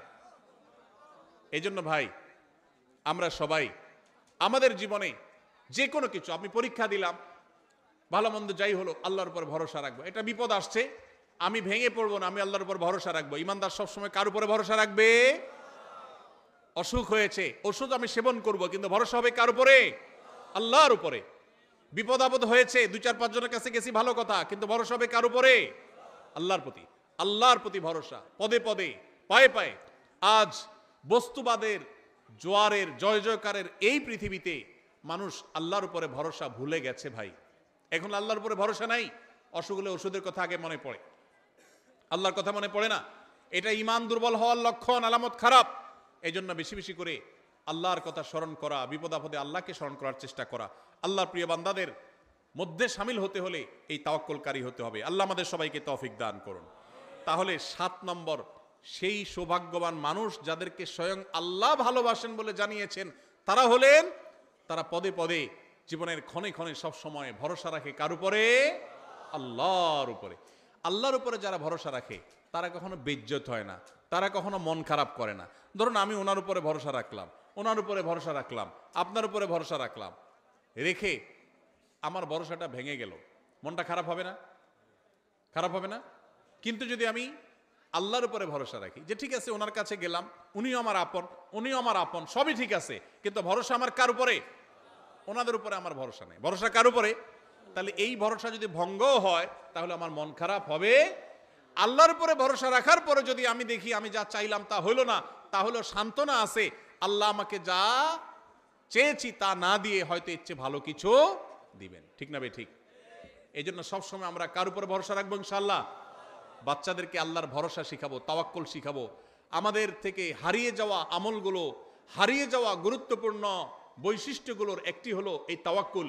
মুসলমানদের কাছ থেকে আজ হারিয়ে গেছে ভাই। আমাদের বাচ্চা বলি, বড় বলি, আমাদের মধ্যে আল্লাহর প্রতি তাওয়াক্কুল জিনিসটা নাই। বস্তুবাদ আমাদের কাছে এত নগদ নগদ সবকিছুকে পাইয়ে দিচ্ছে যে আল্লাহর কথা আমাদের আর স্মরণ হয় না। ভাইরা আমার, কোভিড-19 এসে আমাদেরকে কিন্তু তাওয়াক্কুল শিখাই দিয়ে গেছে। ঠিক না ভাই ঠিক? তাওয়াক্কুল শিখাইছে না শিখায় নাই? আল্লাহু আকবার। শত সহস্র ব্যবস্থা থাকার পরও ইমানদার আল্লাহর উপর তাওয়াক্কুলটাকে অগ্রাধিকার দিবে। নাম্বার 8, সর্বশেষ প্রকার হলো আল্লাহর রাহে যারা জিহাদ করেন, জীবন বাজি রাখেন, আল্লাহর নির্দেশে যারা জিহাদে থাকেন, সেই মানুষগুলো সম্পর্কে আল্লাহ তাআলা সূরা সফের 4 নম্বর আয়াতে বলেছেন, ইন্নাল্লাহা ইউহিব্বুল্লাযিনা ইউকাতিলুনা ফী সাবিলি, যারা আল্লাহর রাহে জিহাদ করে, তারা আল্লাহর রাহে জিহাদ করে কিভাবে? সফফান, সারিবদ্ধভাবে, কান্নাহুম বুনিয়ানুম মারসুস। ইন্নাল্লাহা ইউহিব্বুল্লাযিনা ইউকাতিলুনা ফী সাবিলিহি সফফান কান্নাহুম বুনিয়ানুম মারসুস, যারা আল্লাহর রাহে সারিবদ্ধভাবে দাঁড়িয়ে এরকম বৃক্ষরাজির মতো যারা জিহাদে লিপ্ত থাকে, আল্লাহ রাব্বুল আলামিন তাদেরকে ভালোবাসেন, তাদেরকে আল্লাহ পছন্দ করেন। তাহলে আল্লাহর ভালোবাসার মানুষ হতে হলে আল্লাহর রাহে জিহাদ যখন করার সুযোগ তৈরি হবে তখন জিহাদও করতে হবে। আল্লাহ তাআলা আমাদের সবাইকে আল্লাহ তাআলার প্রিয় বান্দাদের কাতারে শামিল হওয়ার তৌফিক নসিব করুন। আমি এক নজরে আবারও বলে দিচ্ছি, নাম্বার 1, যারা মুহসিন, ভালো কাজ করেন খুঁজে খুঁজে, আল্লাহ তাদের ভালোবাসেন। যারা মুত্তাকি, যারা তাকওয়া অবলম্বন করেন, তাদেরকে আল্লাহ ভালোবাসেন। যারা ইনসাফ করেন, ন্যায়নিষ্ঠ আচরণ করেন, কারোর প্রতি অবিচার করেন, আল্লাহ তাদেরকে ভালোবাসেন। নাম্বার 4, যারা তওবা করেন, কোনো অন্যায় ভুল হয়ে গেলে আল্লাহ তাদেরকে ভালোবাসেন। নাম্বার 5, যারা উত্তম রূপে ভালো করে পবিত্রতা অর্জন করে, তাদেরকে আল্লাহ ভালোবাসেন। নাম্বার 6, যারা বিপদ আপদে ইবাদত করতে গিয়ে, গুনাহ থেকে বেঁচে থাকতে গিয়ে সবর করে, সে সবরকারীদের আল্লাহ ভালোবাসেন। নাম্বার 7, যারা আল্লাহর পরে ভরসা রাখেন, তাদেরকে আল্লাহ ভালোবাসেন। নাম্বার 8, যারা আল্লাহর রাহে জিহাদে রত হন, আল্লাহ তাআলা তাদেরকে ভালোবাসেন। আল্লাহ তাআলা আমাদের সবাইকে আল্লাহর ভালোবাসা মানুষদের কাতারে শামিল হওয়ার তৌফিক নসিব করুন, বলুন আমিন। আল্লাহর ভালোবাসা অর্জন করার তৌফিক নসিব করুন, বলুন আমিন।